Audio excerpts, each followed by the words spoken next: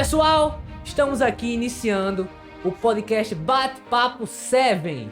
Como nossa primeira noite, queremos agradecer a presença de todos vocês. Se inscreva no nosso canal, clique no gostei e compartilhe para todas as pessoas que você conhecer, para que esse conteúdo alcance um número astronômico de pessoas. Ao meu lado aqui tem o meu amado mestre Teófilo Soares. Por favor, se apresente. Teófilo Soares, com esse projeto do nosso grupo de empresas, Instituto Rátio, TS7 Contabilidade, BIC Consultoria, BR Audit, grupo de empresa proporcionando esse momento que inicia hoje, no dia 7 de outubro, e a proposta é que todo dia 7 a gente venha com um convidado notável, assim como o de hoje, né? Meu comentarista, o nosso comentarista, Ivan, está ativo. Ivan da ativo. Ivan o quê? Dativo. Ivan Dativo. Esse homem tem contabilidade. Esse homem tem metade do balanço patrimonial no nome. Esse homem tem metade da Ivan Dativo. Pois é. Então hoje, nosso primeiro podcast, nosso primeiro convidado, ele que é auditor independente, com certificação da CVM. Eu queria fazer uma ressalva, caro amigo singelo súdito. Precisamos contextualizar o Bate-Papo 7 antes de apresentar de forma honrosa o nosso convidado. Professor, então, o que seria o Bate-Papo 7? Por que 7? O Bate-Papo 7 surge de uma ideia, como falei agora há pouco, do grupo de empresas TS7, BIG Consultoria, Instituto Rátio, BR Audit, empresas que propõem negócio no estado da Paraíba, Nordeste, Brasil, iniciando suas atividades internacionais. Então, surge para que a gente possa tratar de business, negócios, tratar... Esse encabula até comediante em dia de... Eu diria que esse encabula até manequim de loja. Mas você cortou, queria dizer que você cortou aqui meu raciocínio. Então, assim, tratar negócios, tratar de contabilidade, tratar de pesquisa, tratar de inspiração, motivação da vida. É um podcast voltado para todas as pessoas, porque nós vamos tratar de finanças corporativas, finanças pessoais, e esse cara que está aqui hoje é inspiração, é motivação. Só um podcast não vai dar, não. Esse cara fala de tudo isso e mais um pouco, além de ser o Luvas Nervosas. Conhecido como Luvas Nervosas. Eu diria que hoje é mais terapêutica. Nervosas era na época da adolescência. Eu que o diga. Não como vítima, mas como um bom estrategista que sempre fui. O nosso amigo hoje, quem é? Singelo súdito. Ele, que é auditor independente pela CVM, que também é empresário do ramo contábil na BR Audit, BIC Consultoria, Instituto Rátio. Também é professor universitário, Fábio Lira. Mestre em contabilidade e finanças e doutorando na mesma área. Esse cara é uma sumidade. O podcast é de quem? Hoje o podcast é seu. Você dizendo isso, a gente só vai falar agora no final, tá? Ele já não gosta. Meu irmão, seja bem-vindo, é uma honra. Como eu disse, um podcast só para você não dá. Você já está convidado para outros, para tratar de diversos assuntos. Você é um cara que é uma referência, é uma inspiração para mim, que sou seu amigo, sou seu irmão, para o nosso singelo súdito, que é aluno de contabilidade, entre tantos, cara. Seja bem-vindo ao nosso podcast Bate-Papo 7. Teófilo, Ivan. Cara, eu tô aqui emocionado porque eu sei que esse vai ser um bate-papo bem legal. Vai ser um bate-papo que eu tenho até que me segurar, porque eu sei que aqui a emoção vai falar mais alto. E eu fico muito feliz em ter sido o primeiro a estrear aqui, que eu tenho certeza que esse bate-papo aí será sucesso. Sabe por que será sucesso? Porque nós vamos poder falar de todo um conjunto, não apenas de empresas, não apenas de business e negócios, mas também de todas as emoções que estão por trás disso tudo, que são as pessoas. Então, cara, eu estou muito feliz de estar aqui com vocês e eu espero contribuir muito para as pessoas que estão nos vendo aí em casa, contribuir com a minha história, contribuir com um pouco do meu conhecimento e, claro, eu não podia aqui sem dizer que eu vou ter a contribuição aqui do meu irmão, do meu parceiro, que é de muito tempo, mais de 30 anos. É isso aí. Singelo, Tem muito o que falar não, né? Vamos lá. Amigo, tua história é linda. De origem humilde, conheço bem. Seu Doda, Dona Claudete. E você chegou... As pessoas podem achar que foi fácil. Eu conheço tua história. Auditor da CVM. Provavelmente, hoje, um dos poucos auditores do Nordeste com registro pela CVM. Professor universitário, como falou muito bem Ivan, mas isso não foi fácil. De origem muito humilde...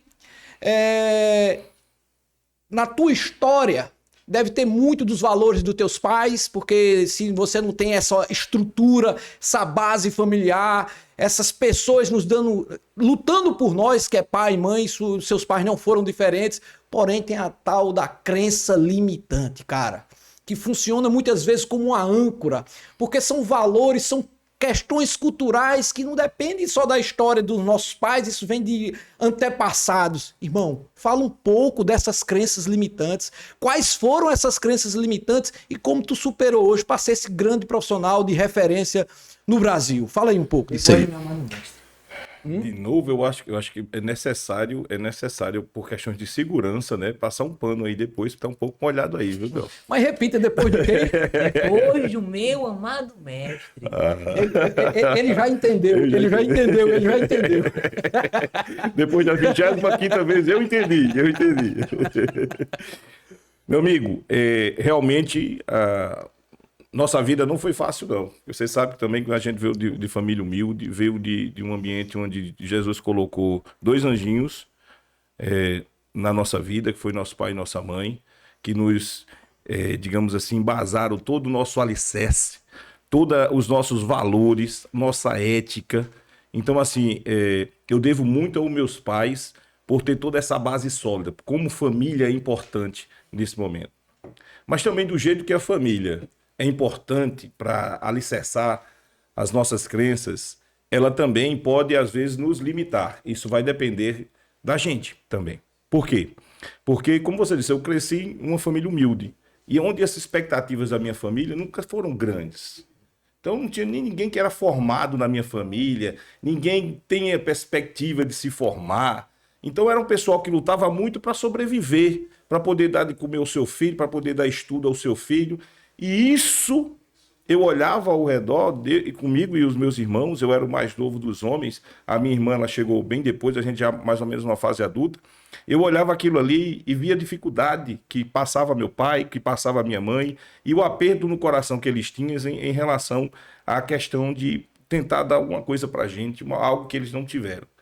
E aquele testemunho ali pra mim, quando eu olhava aquilo ali, eu dizia, cara, eu preciso fazer diferente. Agora eu pergunto, eu tenho uma geração lá atrás, nossos antepassados, nunca ninguém fez diferente. Todo mundo seguiu as crenças, como você colocou aqui, que limitaram eles naquela vida, naquela situação, naquele estado, e eu queria mais. Então eu pensei, tem alguma coisa errada. Tem alguma coisa errada. Isso não está certo. Isso não é fórmula de sucesso. E eu preciso de mais, mas eu não preciso só para mim, não. Eu preciso honrá-los. Porque eu via que o sacrifício era imenso. Era um propósito tão grande que eu digo, eu não posso deixar de honrar essas pessoas. Mas às vezes, essas mesmas pessoas, meu pai, minha mãe e os nossos familiares, pela crença limitante, eles tinham muito medo. Medo de ousar, medo de sonhar mais alto, sonhar em sonhos que ninguém nunca sonhou, ou que achava que poderia, por uma falta de autoestima, ou falta pelo ambiente que eles viviam. Talvez eles achassem que isso era inalcançável. E eu disse, a fórmula está errada. Eu tenho que olhar o mundo de forma diferente. Mas como olhar o mundo de forma diferente, se o mundo que eu estou é aquele? É com aqueles valores, é com aquele entendimento de mundo. Só uma forma, Teófilo. Conhecimento. Educação, ela transforma. As crenças, você tem as suas crenças. Como é que você muda as suas crenças? Primeiro mudando seu pensamento. Você só muda seu pensamento através do conhecimento. Depois que você muda seus pensamentos, você muda suas ações. Depois que você muda suas ações, você muda os seus resultados. Você muda seus resultados, aí sim você consegue acreditar na forma nova que você começa a pensar da vida, de ver o mundo, e aí você muda suas crenças. E eu tive que fazer esse ciclo para ter o respeito dos meus pais, para ter o respeito da minha família, como a pessoa mais nova que eu era, mas eu tinha uma determinada visão dada pelo conhecimento que eu vinha adquirindo. E a fome de conhecimento era imensa, imensa. E eu digo, não, quanto mais eu via de forma diferente, eu era disruptivo. Pensava de forma diferente dos meus pais, agia de forma diferente, e aí passei a ser respeitado pelos resultados que eu alcançava. Porque, Ivan, você quer ser respeitado, você só é respeitado pelos resultados que você alcança, o resto é balela. Sim. O resto é balela. E aí, pensando dessa forma, eu comecei a fazer, a girar essa roleta. Crenças muda pensamento, pensamento muda ações, ações mudam resultados que mudam minhas crenças. Então, hoje, eu tenho uma determinada visão de mundo, devido ao conhecimento que nós vemos acumulando ao longo do tempo. Mas eu tenho certeza que no ano que vem minha visão vai mudar. Porque não é fácil hoje conciliar a vida profissional com a vida acadêmica, não. Mas sem a academia, sem o conhecimento, sem a educação continuada, a gente pode ficar preso a certas crenças. E essas crenças são modificadas a cada momento, porque Heráclito já dizia, a única coisa certa nesse mundo é que tudo muda. Show de bola, vocês puderam perceber que deu seven. Deu Seven. Pessoal, você que vive hoje do mimimi, porque tá muito difícil, porque é meu pai, porque é minha mãe, porque é o governo, porque é a política, porque não sei o quê, porque tá chovendo, porque tá fazendo sol. Cara, na nossa época, na época de Fábio Lira, quando eu digo nessa época de fase de dor, é crescimento, irmão. Se nós não tivéssemos passado por essa origem humilde de paz, com esses valores, com esse contexto, com essa robustez na tua história, talvez o Fábio Lira hoje não fosse o Fábio Lira auditor. O Fábio Lira professor, doutorando em contabilidade e finanças. Então, é uma história inspiradora. Nós precisamos entender que para o crescimento, doutor Fábio, tem que haver dor. Tem que haver luta. Porque se não é para lutar, é melhor morrer. É verdade. Se não é para lutar, é melhor morrer.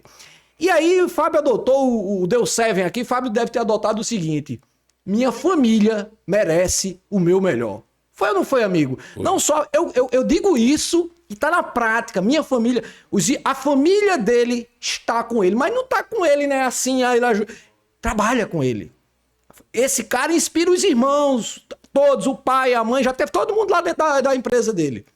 Fala um pouco desse desafio de trabalhar, cara, com a família, de dizer assim, essa família merece o meu melhor e ela tem o teu melhor, pode ter certeza.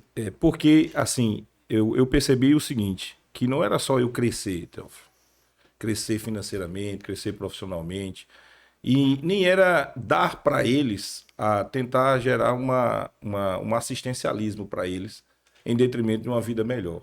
Eu não ia ajudar ninguém a crescer, porque eu entendi ao longo dessa minha vida que as pessoas precisam se desenvolver. E eu passei a querer desenvolver pessoas, principalmente as pessoas da minha família. Sou o mais novo, como você sabe, mas fui professor do meu irmão, dos 3 irmãos que eu tenho, eu fui professor, fui coordenador de curso desses na graduação e na pós-graduação. E tive a oportunidade também de formar minha mãe especialista em auditoria, também quando era coordenador. Então, eu tive esse momento e eu agradeço muito a Deus, mas eu sempre acreditei que eu não queria dar peixe a ninguém, não. Eu queria, no máximo, emprestar a varinha e ensinar ele a pescar. Porque conhecimento é uma coisa que Fábio Lira, mãe, pode estar embora, mas ninguém tira de você. É a sua mola propulsora de geração de caixa.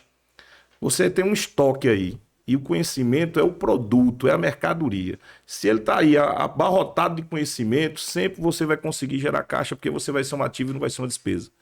Então, assim, eu sempre coloquei isso. Então, eu tive essa oportunidade que Deus me deu. Essa minha forma de pensar, esse novo mindset que eu tive, que fez com que eu agisse dessa forma.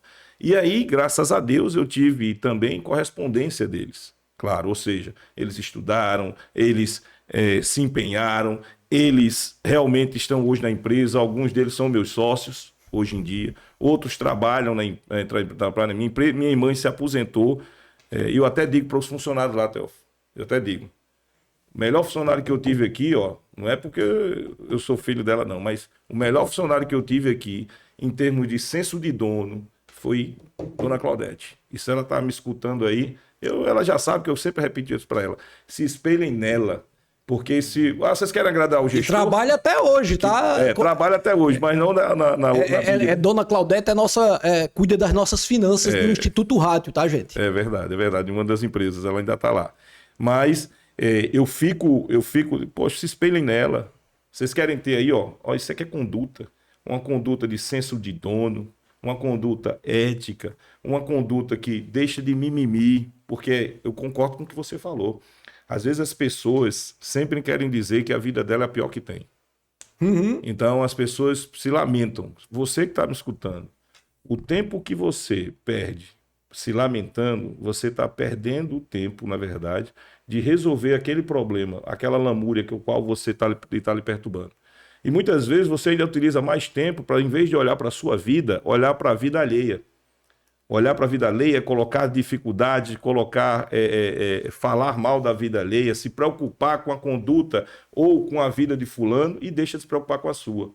Então, assim, às vezes muito funcionário meu, quando eu percebo que eles estão indo numa linha, eu chamo para conversar e digo, olha, vamos fazer uma conta aqui, nós não somos da área de finanças. Quanto tempo você aqui passou falando de fulano? Faz tanto tempo, você deixou tanto tempo de prestar atenção na sua vida, de trabalhar por você, de produzir mais e gerar mais valor. Essa nossa conversa aqui gerou que valor? Nenhum. Só destruímos valor.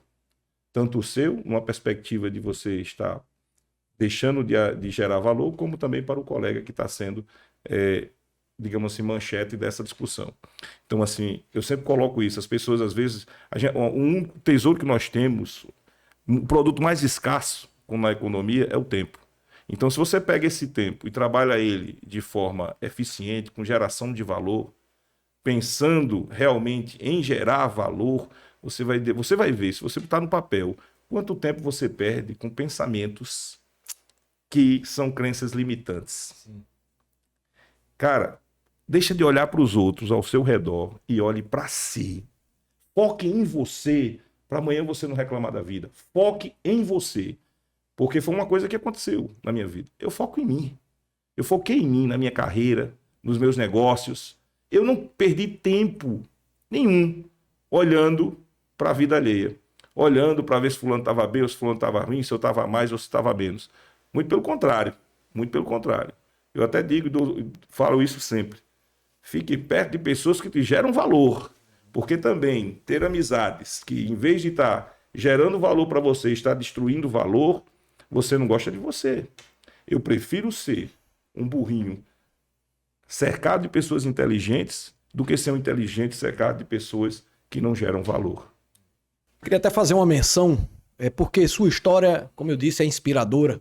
E quando você falou da sua família, do seu pai, da sua mãe, remeteu aos meus pais também, seu José Augusto, que não está mais entre nós, minha mãe, uma dona de casa, uma guerreira.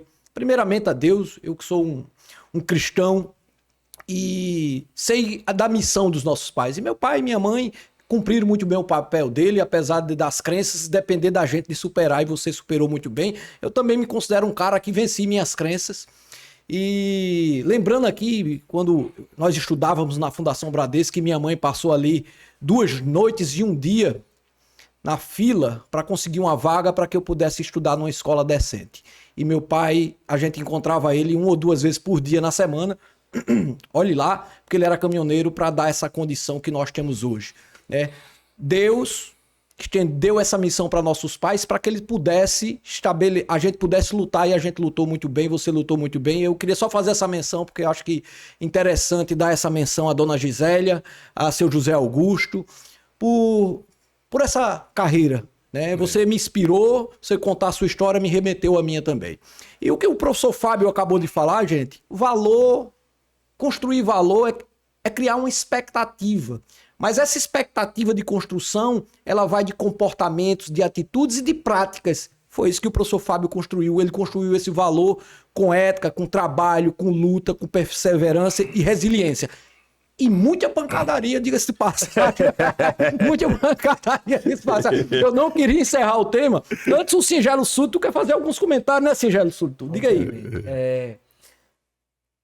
Eu nasci numa família, eu diria que eu tive uma infância bem mais fácil que a dos senhores, mas os pensamentos limitantes acobertam tudo. São pessoas que a única maneira de conseguir vencer a vida é através de concurso público.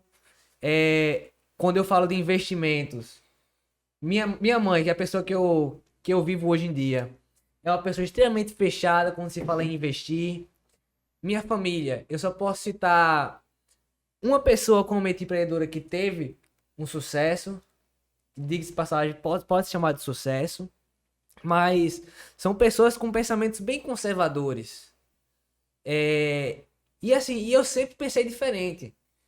Todos os dias minha mãe fala que eu tenho que fazer concurso público. Todos os dias. E quando eu fui fazer faculdade, sempre era voltado para concurso público, os pensamentos que eu era aconselhado. Fazia concursinho de matemática. Para fazer concurso da Marinha, tem que ser militar. E de preferência tinha que ser militar, porque se aposenta rápido. Justamente para o dinheiro só vir e a gente não ter essa sede de buscar atrás. Sempre ter uma segurança, a palavra segurança. Que inclusive, uma vez eu falei no meu Instagram que a segurança ela pode ser muito perigosa. Ela pode deixar a gente na zona de conforto. E eu enxergo a zona de conforto como uma sala, um sofá e uma televisão. E nessa televisão tá passando o sucesso dos outros. Se você se manter na zona de conforto, você vai ser apenas um espectador. Se você quiser se arriscar, pode ser você que tá aparecendo em horário nobre. E eu acabei assim me desgarrando um pouco dessas crenças dos meus pais. Que meu pai até buscava empreender assim, mas era uma pessoa sem perfil. Ele teve um empreendimento que hoje eu e minhas irmãs tomamos conta, de certa forma. Mas assim, era uma pessoa totalmente sem perfil. Todos os dias ele reclamava, dizia, vou vender esse negócio. E assim, esse pensamento diferente me fez buscar um caminho diferente dos conselhos que eu recebia. Hoje em dia eu não busco concurso público. Hoje em dia eu busco estar ao lado de pessoas como os senhores, que atingiram o que eu vejo, eu enxergo como um sucesso. E se não for o sucesso, pelo menos para mim é o caminho que eu devo seguir. Então essa é a minha experiência com as crenças limitantes. Eu busquei um caminho diferente. E hoje em dia meu amado mestre, além de me inspirar... Cada um com sua história, suas dores. Eu acho que não tem história maior nem menor. Só queria lembrar para o senhor que o podcast é do convidado, tá? O podcast é do convidado. Mas só corroborando com o que o Ivan falou, Teófilo, é interessante. É porque às vezes a pessoa fala de crenças limitantes. Não, mas os pais... Por questões de oportunidade, por questões culturais, nossa. Porque você está falando, você tocou num ponto interessante. É da cultura do brasileiro a questão de concurso público. Por quê? Remete à estabilidade, segurança, tranquilidade, não é isso? Isso. Então, ninguém está preocupado se aquilo ali está gerando valor para a sociedade ou não. Estamos preocupados se está gerando segurança. Aí talvez nós nos tornamos... Aí esse é o grande problema, é a política de incentivo. Para você ter uma ideia, eu estava numa especialização, aí nós temos alunos de todo o mundo. E tinha um português que estava na sala, e depois da minha fala, ele disse, professor, realmente eu fico muito intrigado com o Brasil. E eu perguntei por quê, né? Eu fui logo, se calhar, né? Já fui Aí ele disse assim, não, é porque é o seguinte, aqui em Portugal, se você não tiver sucesso na vida privada, aí você vai para a área pública, como é lá em Portugal, outros países desenvolvidos, como é, por exemplo, nos Estados Unidos. É como se eles entendessem lá que o insucesso, que o cara não conseguiu ficar na vida privada, ele vai para a pública. Lá você não tem estabilidade. Aqui no Brasil você tem. Então lá você não tem segurança. Então, veja com a questão cultural. Quem lá está no serviço público, eles não querem que esteja no serviço público. Para eles, se estiver no serviço público, é porque ele está em condições profissionais um pouco defasadas, já que não conseguiu sobreviver na privada, no mercado. Então, vindo para o Brasil, aí como é a nossa crença?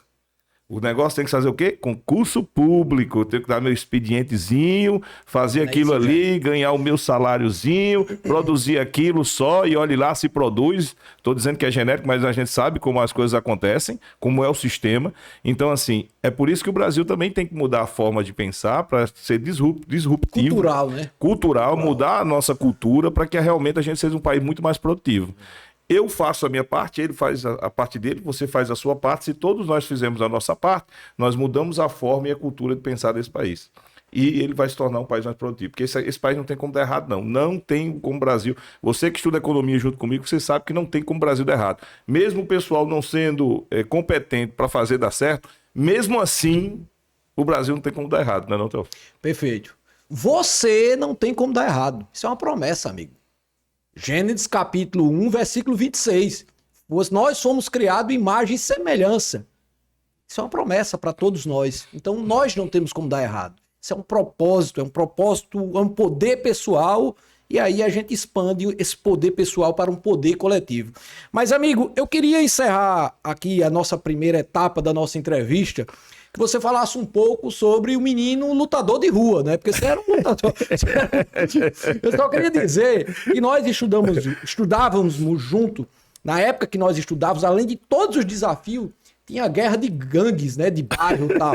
Era. E eu e professor Fábio Lira, ele acho que na época ele morava Cristo, morou em Jaguari, morou no Gás e tal. E eu morava em Mangabeira, que era um dos bairros mais rivais de onde ficava a Fundação Bradesco, que era o Valentina de Figueiredo. Né? E aí a gente precisava se defender, porque como tinha essas guerras de gangues de bairro, a gente precisava se defender. Eu não tinha como, vocês já viram o meu porte atlético, não ia contribuir, mas o rapaz aqui, ele ajudava. Então, cara, era matar um leão por dia, ou alguns colegas por dia, rapaz. Alguns colegas por dia. Assim, quando eu vi que eu ia sofrer muito, eu disse, rapaz, eu preciso me aliar a alguém que possa me ajudar. A gente pode dizer, Theo, que a gente tem muita sorte. Primeiro, sua história é muito parecida com a minha. Nós também somos filhos de caminhoneiro. A gente praticamente não tinha nosso pai em casa, né? Porque viajando no mundo para poder sofrendo aí nessa estrada que não é brincadeira. Então a gente era muito parecido às nossas, por isso que a gente se identificou bastante, né, a nossa história, né? E aí, o que acontece? A vida não é fácil, cara, mas nós tivemos a sorte de nossas mães ficarem lá 2 dias e meio naquela calçada, dormindo na calçada, gente, 2 dias e meio, gente, dormindo na calçada por uma vaga na Fundação Bradesco. E eu tava ali, de joelhos, que ela conseguisse aquela vaga. Porque era a minha oportunidade e eu não ia deixar passar essa oportunidade. Se eu venho de família humilde, não ia ter condições de pagar uma escola boa. Então, ali era a minha oportunidade de ter a qualidade de uma escola privada, mas sem pagar nada, como uma sustentabilidade de uma escola pública. E aquilo ali, poxa, eu tomei como posse aquilo ali para mim. E aquilo não vai dar errado, não vai nada que me atrapalhe. Nada. Nem ninguém. E aí a gente era de outro bairro, então toda vez a gente tinha que se comportar bem, o pessoal não via muito com bons olhos a gente, né? Então a gente tinha que adquirir o respeito dessas pessoas e mais uma vez sobre os resultados que nós apresentávamos. Então nós precisamos mudar nossa forma de pensar de forma mais estratégica. Mudamos nossas ações e conquistamos alguns resultados. Com isso, conquistamos o respeito dessas pessoas. Mas não era fácil. Não era fácil, porque nós estávamos de outro ambiente e nós tínhamos uma forma de pensar e valores distintos de vários que estavam lá. Tanto é que ele sabe, na nossa sala, acredito que, no máximo, que foi uma boa safra. 4, não foi, mais ou menos? Acho que isso. Eu, você, o Franklin. Não foi? Para quem seguiu em contabilidade. Em contabilidade, eu, você e o Frank, não foi? Só nós 3. Pronto, só você ter uma ideia. Uma turma de 45 alunos. Uma turma de 45 alunos. Ou seja, olha qual foi o resultado, apesar da alta qualidade do ensino. Né? Porque nós tínhamos tudo ali, gente. Tínhamos tudo. Eu disse, cara, não vou deixar nada disso passar. Nada vai me atrapalhar.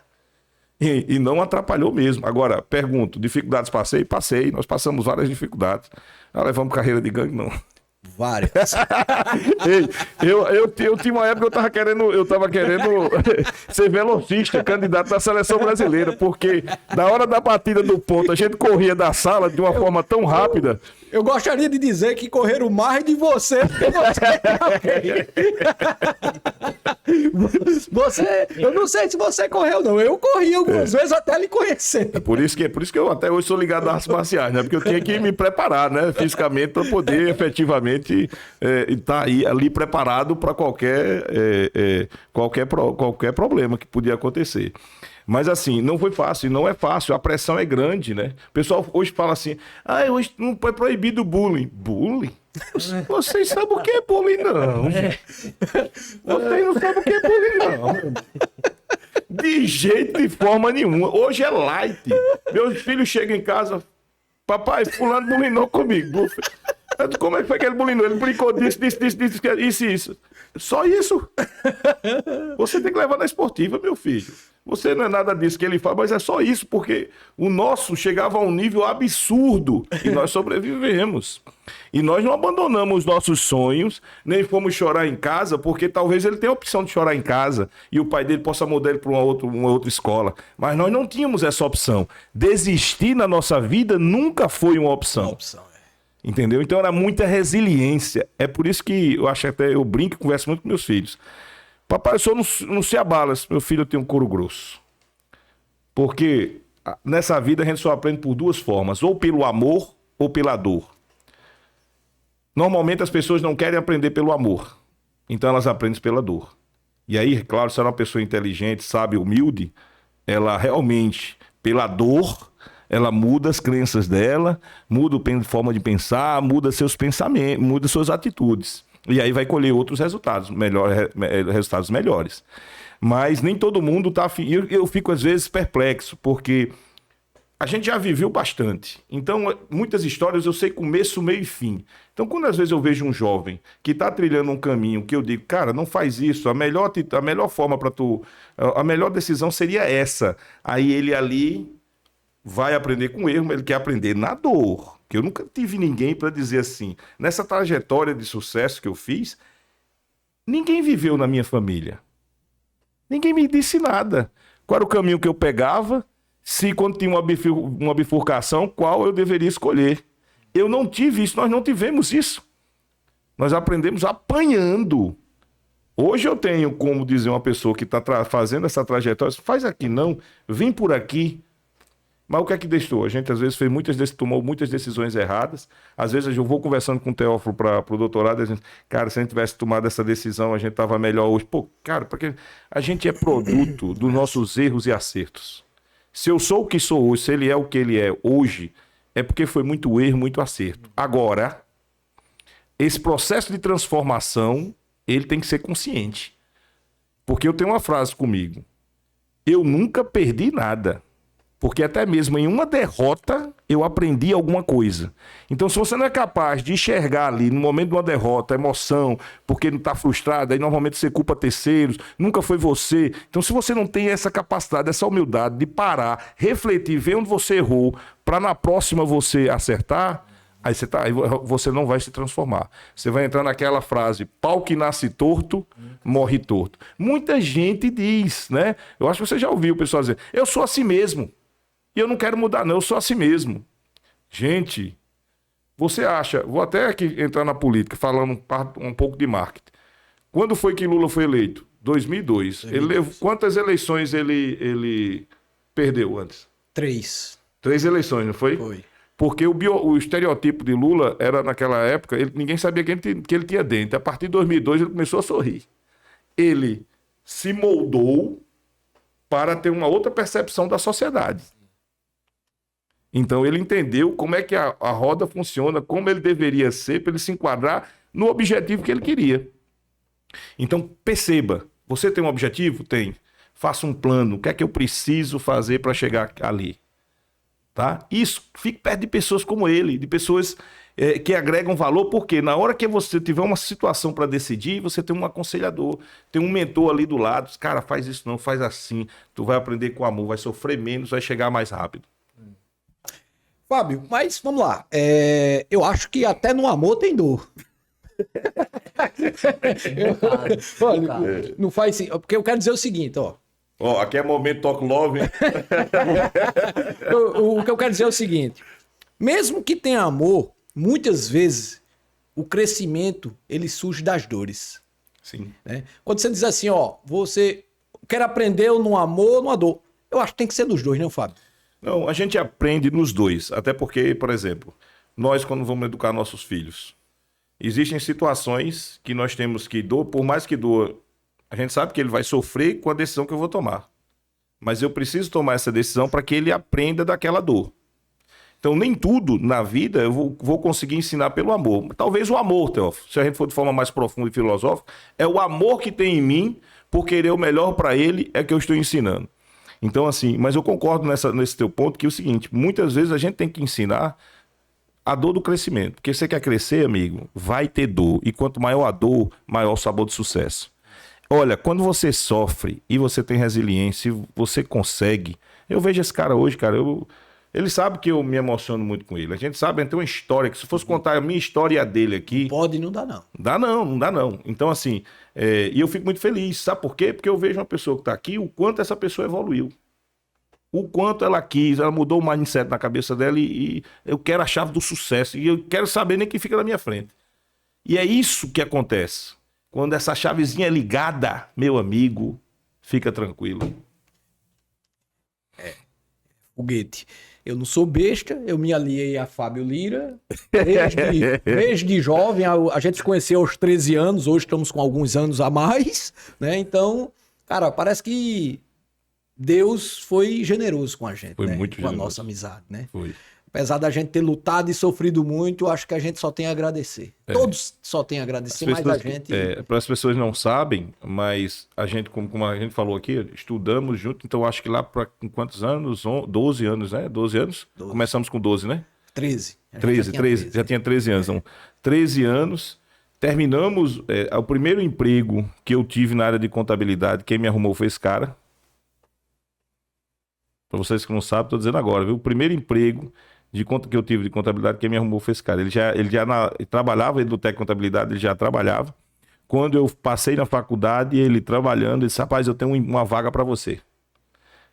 Né? E aí ele pegou e me disse, cara, eu quero essa vaga, você é louco? O cara disse, em 8 meses eu já estava dominando o fiscal, pessoal e contábil do cara, era o braço direito do cara.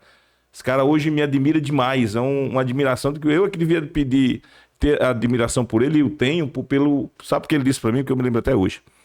Rapaz, sei não, eu vou te contratar, mas eu acho que eu vou me arrepender. Ele disse isso. Aquilo para muitos podia dizer assim, foi uma frustração. Tô frustrado, né? Aquilo ali para mim deu uma energia. Eu digo, eu vou mostrar para esse cara quem eu sou de verdade.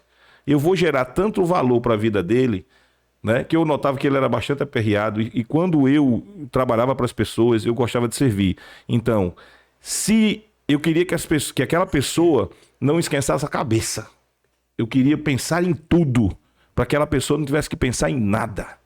Essa era a minha mentalidade. Aí você diz, é um babão, é não sei o quê. Não, meu amigo. É uma mentalidade de gerar valor para as pessoas. Eu faço a mesma coisa, né, pessoal? Sempre. Viu? Mas a mentalidade que eu tinha era essa mesmo, porque eu queria ter essa agregação de valor nas vidas das pessoas. Meu propósito de vida é esse. É agregar valor por onde eu passo. Seja onde for. Souza, que está me vendo, que está me escutando aí também, eu fui professor da UFCG. E quando eu passei por lá, independente de ter uma vida financeira que não precisaria estar no interior, totalmente, eu vivi um dos melhores momentos da minha vida em termos sociais. O que eu pude ajudar a sociedade de Souza com os trabalhos que nós desenvolvimos na empresa Júnior, fantástico. Isso ninguém tira de mim. Participei de alguns, inclusive, em Souza.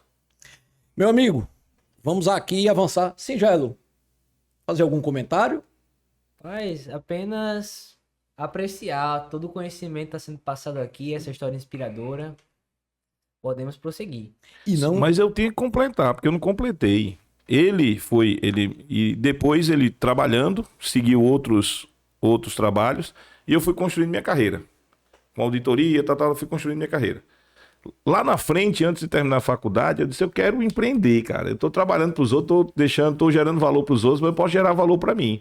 Eu já estou nesse nível. E fui empreender. Então...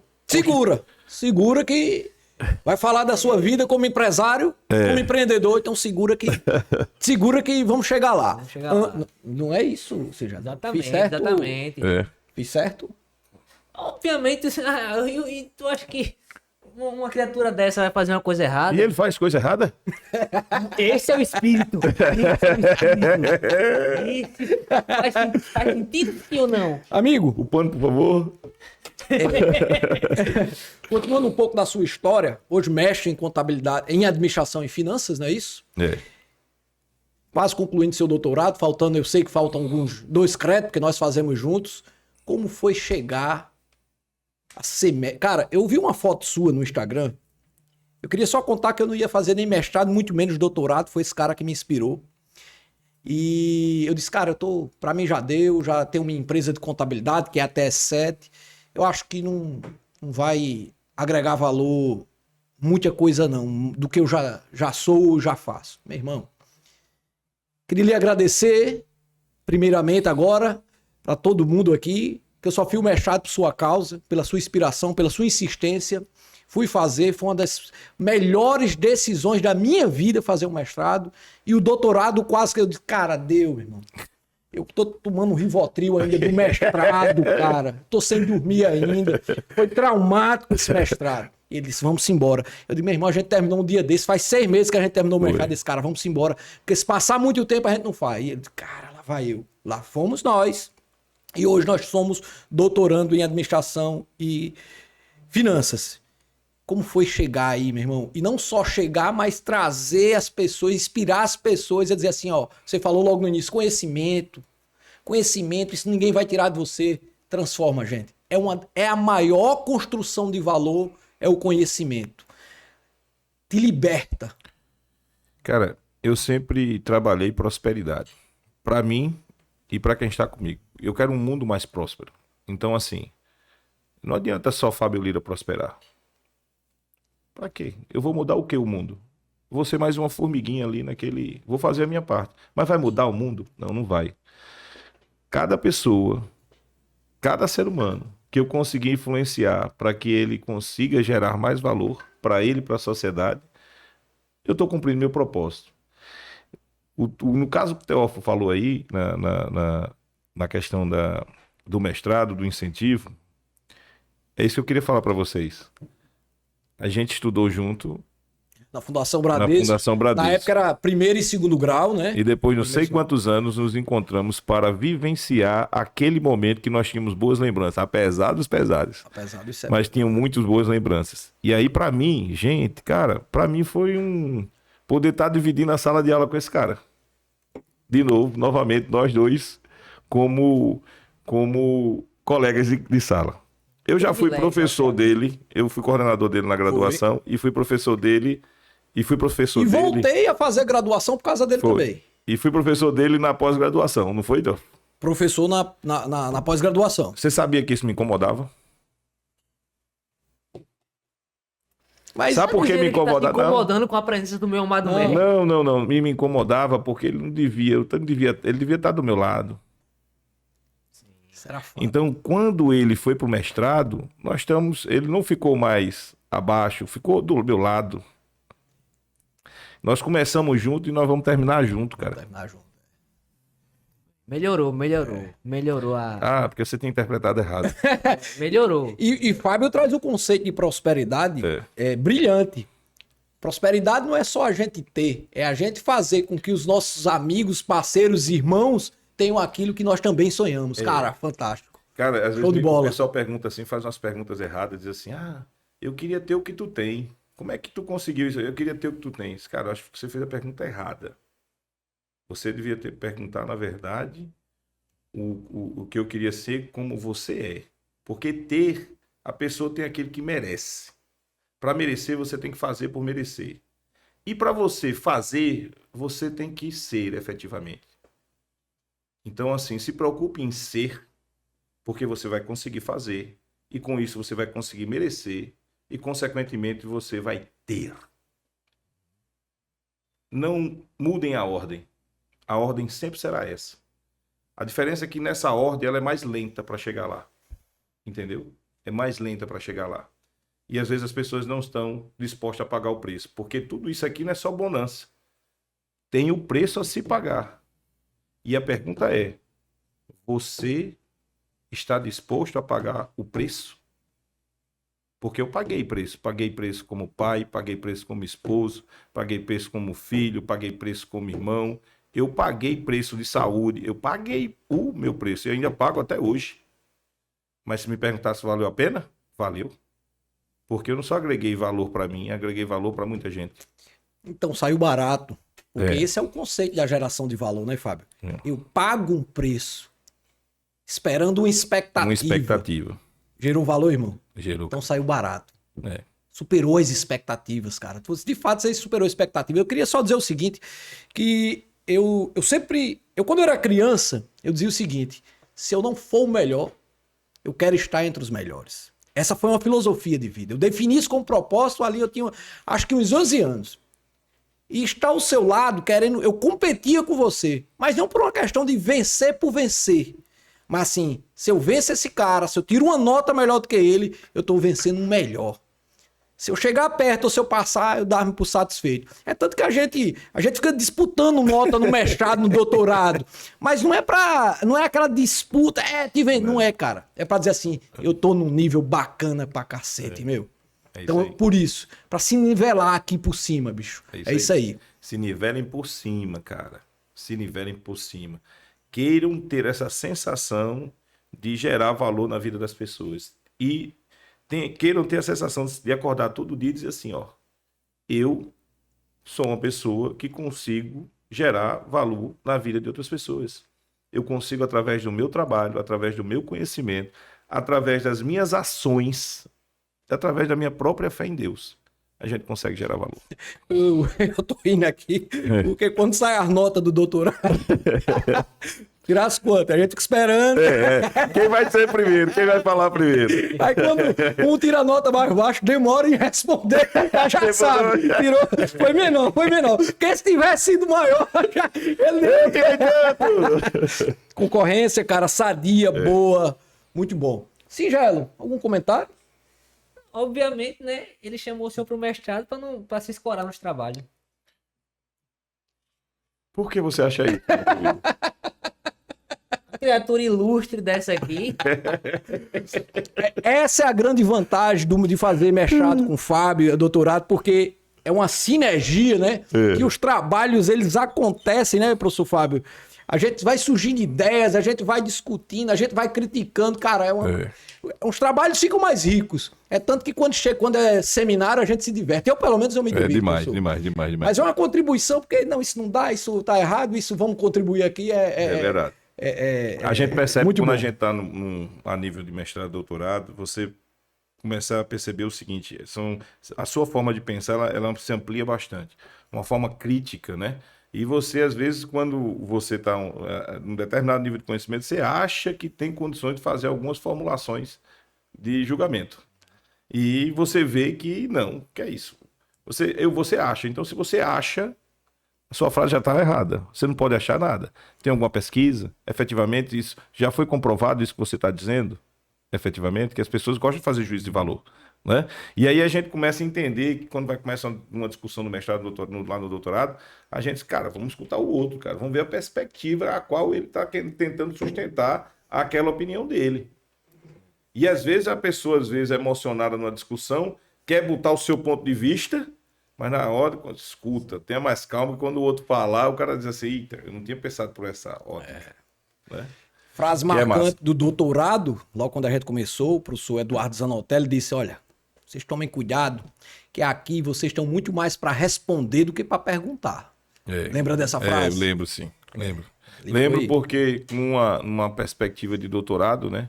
Antigamente a gente podia estar lá citando outras coisas, agora não, nós vamos gerar realmente o pensamento. Então nós vamos ter conceituações. Então, ou seja, as pessoas daqui para frente a gente vai estar gerando conhecimento, né, para as pessoas. Então isso é muita responsabilidade.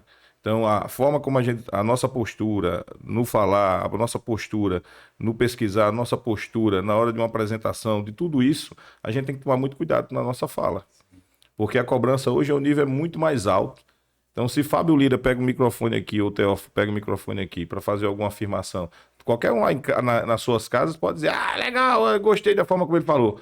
Mas, efetivamente, a classe mais vai entender e vai fazer críticas, efetivamente. Vai pesar. Vai pesar, entendeu? Porque não é qualquer um que está falando aqui. Então, então, isso começa o peso. Falar em cuidado na nossa fala, eu diria, singelo súdito, que o homem é peso pesado e você nem pena é. Então, cuidado com dizer, com suas colocações, viu, singelo súdito? Minha altura não define minha grandeza. Poeta? É. Eu acho você muito grande.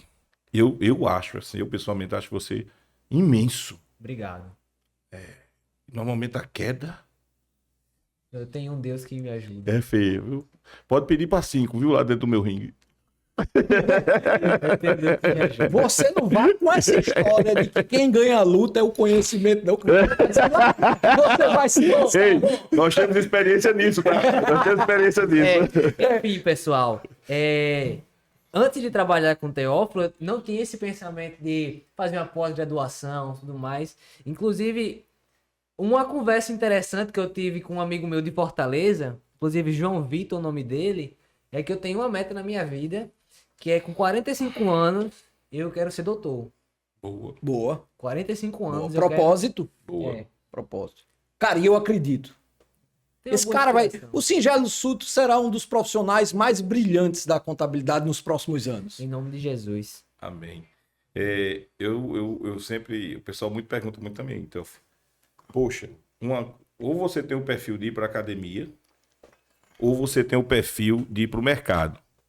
Não é comum você estar na academia e você estar no mercado. Não é comum. Então, lá na academia, eu também, por exemplo, tenho, de certa forma, tenho um preconceito para conosco. Por quê? Porque você não é um pesquisador, assim, em termos de... Aqui a gente, né? Então, existe esse preconceito lá. Do mesmo jeito, quando você está no mercado, existe o preconceito porque você é da academia. Sim. E os caras de mercado só acreditam no mercado e vice-versa. Mas também você tem que olhar de uma forma diferenciada. Por quê? Você está olhando aí os pontos que cada um está criticando, né? Beleza. Mas por estar no mercado, eu consigo desenvolver uma aula com uma materialidade maior do conhecimento.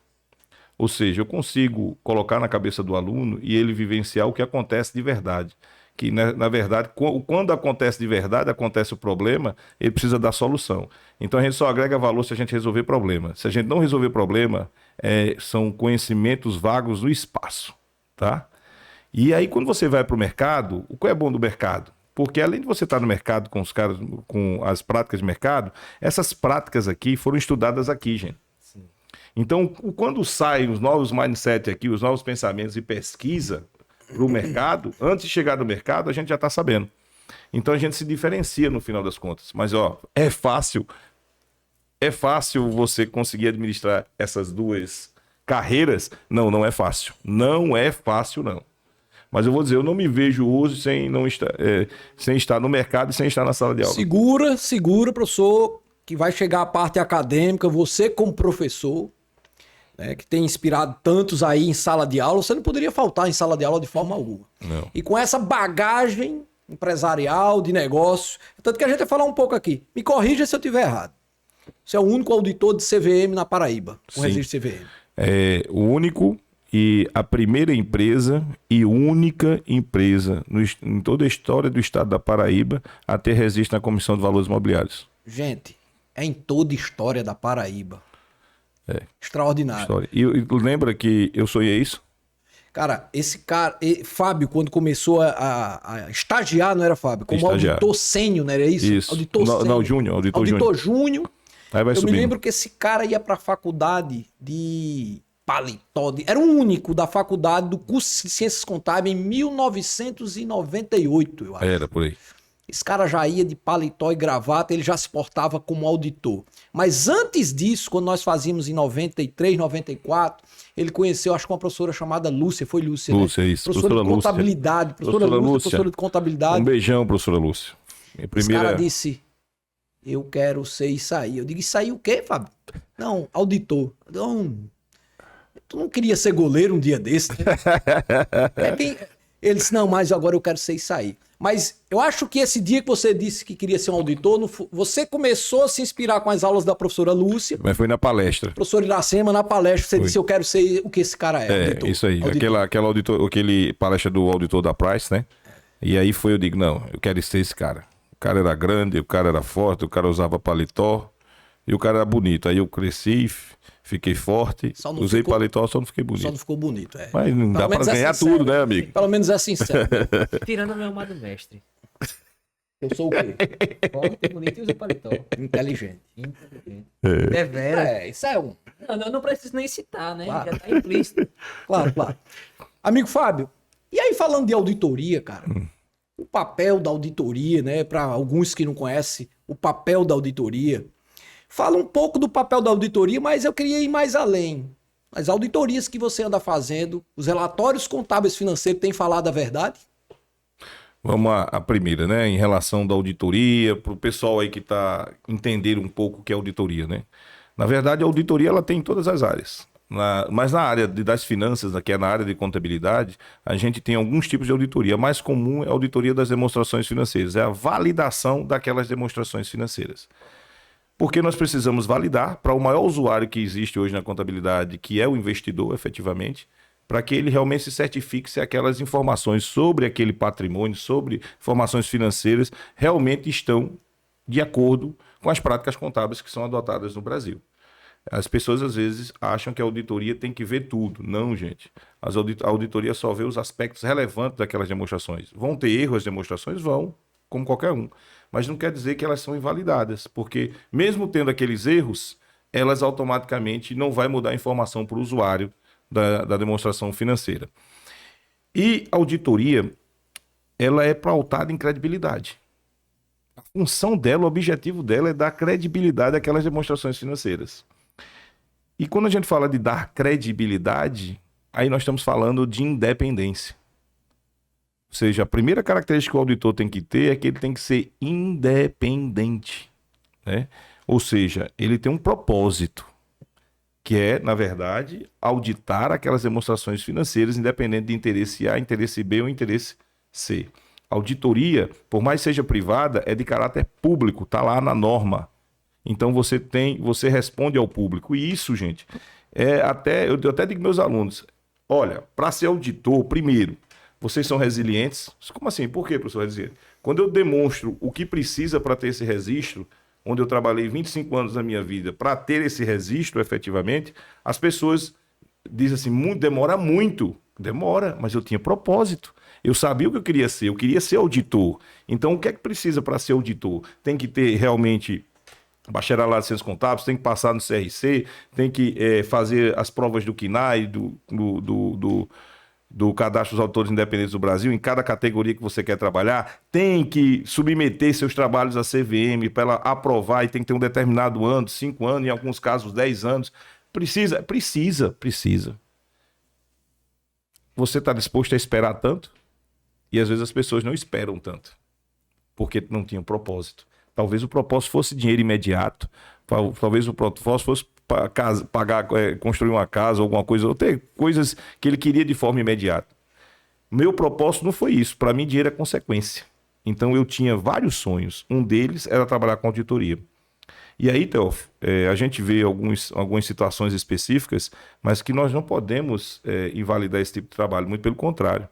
É esse trabalho que dá sustentabilidade ao nosso mercado financeiro. Então, a gente vê alguns casos específicos, mas são casos isolados, né? Porque mal profissional tem em toda a área. Qualquer área você vai ter uma...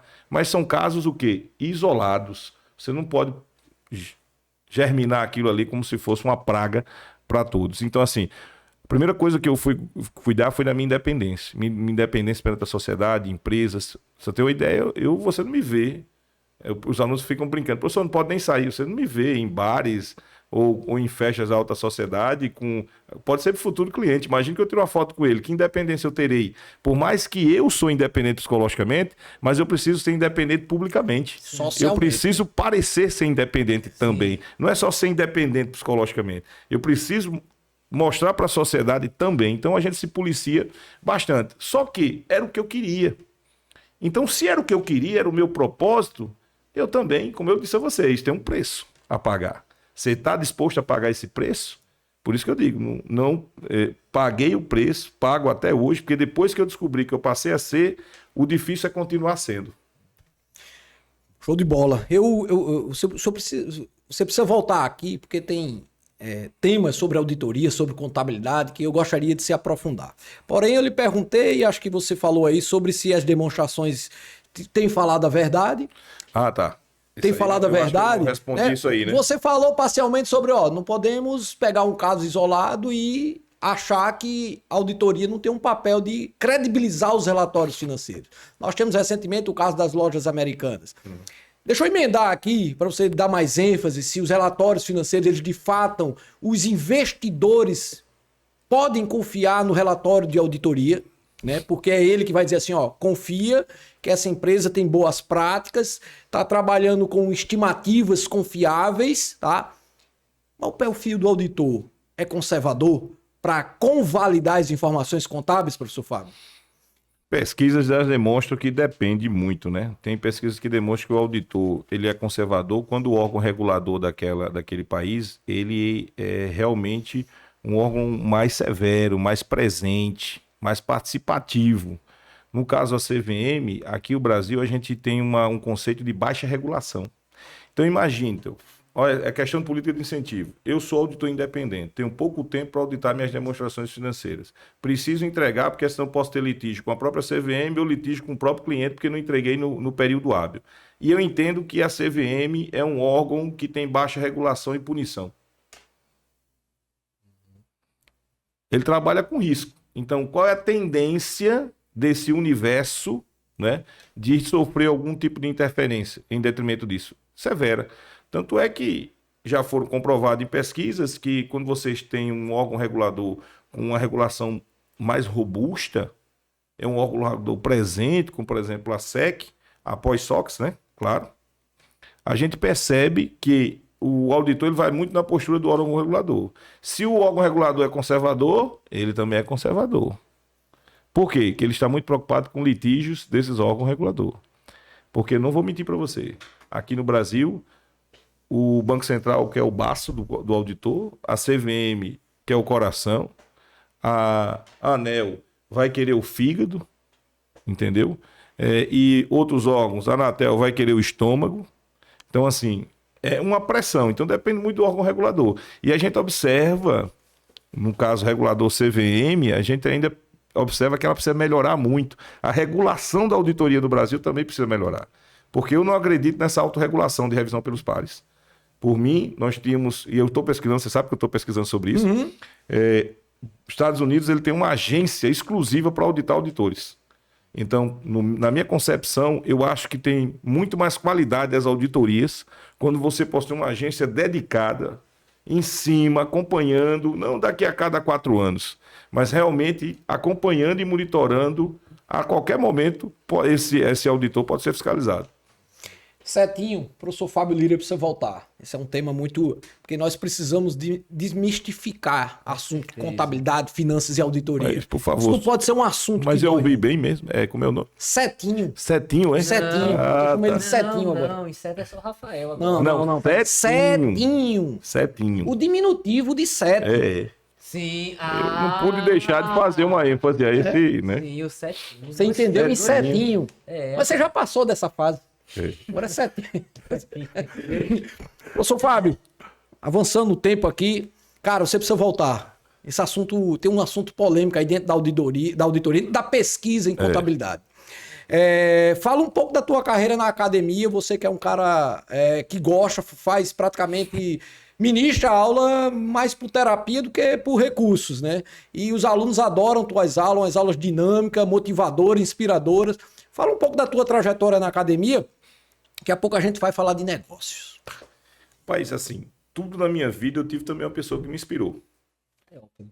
Eu tive o auditor para auditoria, tive na área profissional de professor, eu conheci um cara que fazia mágica. Teófilo? Tá perdendo o respeito, né? É mestre. Verdade. Ó. Amado mestre? Amado mestre. Então, quando eu fiz a minha graduação, eu conheci um professor que ele fazia mágica, porque é algo tão difícil ele transformar algo em tão fácil. E eu disse, cara, isso já na minha cabeça, para ser um auditor, eu vou ser professor também. Eu quero ser que nem esse cara. Porque eu tenho uma filosofia, é a seguinte filosofia. Se você é bom em algo, você tem capacidade de ensinar aquilo. Você vai precisar de alguns ajustes, de alguns acertos, algumas técnicas, mas se você é bom naquilo, você tem capacidade de ensinar. De verdade. Se você gosta daquilo que você faz, se você entende aquilo na essência, você tem capacidade de ensinar. Isso eu vou tentar, eu vou fazer isso aí também, eu quero. E esse cara me inspirou muito, foi o professor Luiz Márcio de Brito Marinho. Se ele tá me vendo aí, um abraço, meu amigo. Meu Professor padrinho Marinho, também de casamento, professor Marinho, não é? Foi teu professor também. Meu professor também. E esse cara me ensinou e eu digo, cara, poxa, eu vou querer esse cara. Querer ser esse cara. Então, beleza. Comecei, aí eles, Fábio, por que você não entra na monitoria? E foi por um acesso que eu fiz primeiro a monitoria. Aí comecei, eu juntava as salas de 70 pessoas para essa disciplina, porque tinham várias pessoas, então iam várias salas, 70 pessoas eu dando aula lá para eles. Aí comecei a desenvolver, ministrar aula não isoladamente para um ou dois ou três, mas sim realmente para um público mais. E eu comecei, é claro, gente, no começo tudo é difícil, é você tendo o friozinho na barriga, tudo isso. Será que eu vou conseguir? As incertezas, porque você nunca passou por aquilo. Mas depois que você enfrenta, a questão é enfrentar. A questão é de você. Medo a gente vai ter para tudo. Tudo que eu faço hoje de novo, e eu sempre faço algo novo, pego um desafio novo, para eu poder crescer. Porque se eu ficar repetindo aquilo que eu já fiz, eu não vou agregar valor em nada mais. Muito mesmo. Mim. Muito do mesmo. E eu não quero isso. Então, muito pelo contrário, quando chega um cliente com algo que eu nunca fiz na empresa, se eu quero meter o meu bedelho aí, que isso eu nunca fiz, né? Eu vou estudar mais sobre isso aí e vou aprender essa nova situação. Então, eu sempre tive isso na minha mente. Então, Marinho me acompanhou toda a minha trajetória. Aí, antes disso, eu acho que eu estava no 8º período, eram 10 períodos o curso de contabilidade, no 8º, Marinho fez. Marinho, ele foi muito conhecido também para dar aula em concurso público. Sim. Falar em concurso público aqui na Paraíba era Marinho. E ele era muito procurado. Aí ele, Fábio, eu estou dando aula em tais concursos. Esse aqui me chamou, mas eu não tenho como atender. Você quer oportunidade? São 80 pessoas na sala. Você vai ter só pessoas formadas em direito, em contabilidade até, administração e tal. E você vai em 6 meses... Você vai dar toda a matéria do curso de contabilidade em 6 meses. Para mim ali foi outro desafio. Aí você disse, qual foi o outro desafio? Você não já dava aula de contabilidade pessoal? Foi. Mas eu não pegava o conteúdo de 5 anos de uma faculdade e jogava em 6 meses, não. Então eu aprendi a acelerar na minha dinâmica. Ou seja, criar uma estratégia de ensino para que eu conseguisse, digamos assim, gerar relevância para eles. Como? O cara não precisava ser um contador ali, então eu não tinha que estar fazendo alguma estratégia de ensino para o cara ser um contador. Ele precisava responder as perguntas certas, ele precisava acertar as respostas. Aí eu me especializei em tipo para você ter uma ideia, eu lia todas as provas de concurso e comecei a mapear, Teófilo, qual era o estilo da prova, qual era a bibliografia que eles utilizavam, porque mudando a bibliografia mudava o estilo das perguntas. Podia ser aqui numa, na outra, e eu comecei a mapear aquilo ali. Trouxe tudo para o conteúdo. Em 6 meses eu consegui ministrar. E diferente de hoje, as pessoas assistiam nossa aula para concurso com o livro aberto, viu? Era você falando a lei ali, ele ali, ó. Tá. Ninguém tava ali para brincar, não. Todo mundo queria ser funcionário público, queria ser auditor da Receita Federal. Tava ali, ó. Quero ver se esse cara tá falando besteira. Pá. Ou seja, foi uma forma. Aí depois, já Suípe. Outro professor, outra pessoa que foi meu é um dos meus mentores, né? Foi professor teu também, não foi? Não. Já Suípe disse, cara, tem uma oportunidade, quando eu me formei, tem uma oportunidade numa faculdade. Lá em Timbaúba. FACET. Na FACET. Como é que é isso? Vou pegar uma van, uma estrada secundária, à noite. No meio do canavial. No meio do canavial e vou bater lá X quilômetros, tal, e de volta no mesmo dia. 140 quilômetros, João Pessoa, Timbaúba. João Pessoa, Timbaúba. Eu disse, eu vou. Eu estava preocupado se ia sobrar alguma coisa. Não, eu vou, porque eu preciso fazer currículo, eu preciso ter essas experiências, eu preciso agregar valor. Eu vou, eu fui. E uma coisa que eu sempre me coloquei no lugar do aluno. O que é que eu queria que um professor tivesse? O que é que eu queria que um professor chegasse em sala de aula e falasse para mim dicas, preocupasse com como aquele aluno está, aumentasse a autoestima cada vez mais. E quando eu apresento, eu costumo dizer que eu apresento o curso de contabilidade das pessoas. Eu apresento aqui, olha, isso aqui eu posso apresentar, eu vou apresentar algo a vocês, mas é algo que vai mudar a sua vida. É algo que vai mudar a sua vida, que vai fazer você gerar valor, que vai fazer você crescer a sociedade onde você está, porque é isso que nós fazemos na contabilidade. Nós maximizamos, ajudamos as empresas a maximizar resultados, e no momento que ela maximiza resultado é porque ela cresceu, se ela cresceu é porque ela gerou emprego, se ela gerou emprego ela distribuiu renda. Então é isso que nós precisamos ter, essa concepção. Isso é propósito, cara. É acordar todos os dias e dizer assim, realmente eu quero agregar valor, realmente eu quero fazer algo diferente. E eu passei essa minha paixão, porque a boca fala daquilo que o coração está cheio. E como meu coração estava cheio de amor pela contabilidade, eu passava isso para os meus alunos. Essa empolgação, essa garra de tudo que eu fiz para vencer e que estava fazendo para vencer ainda mais, para chegar a outros locais, eu passava. E eu passava uma coisa que para mim era mais importante. Fé neles.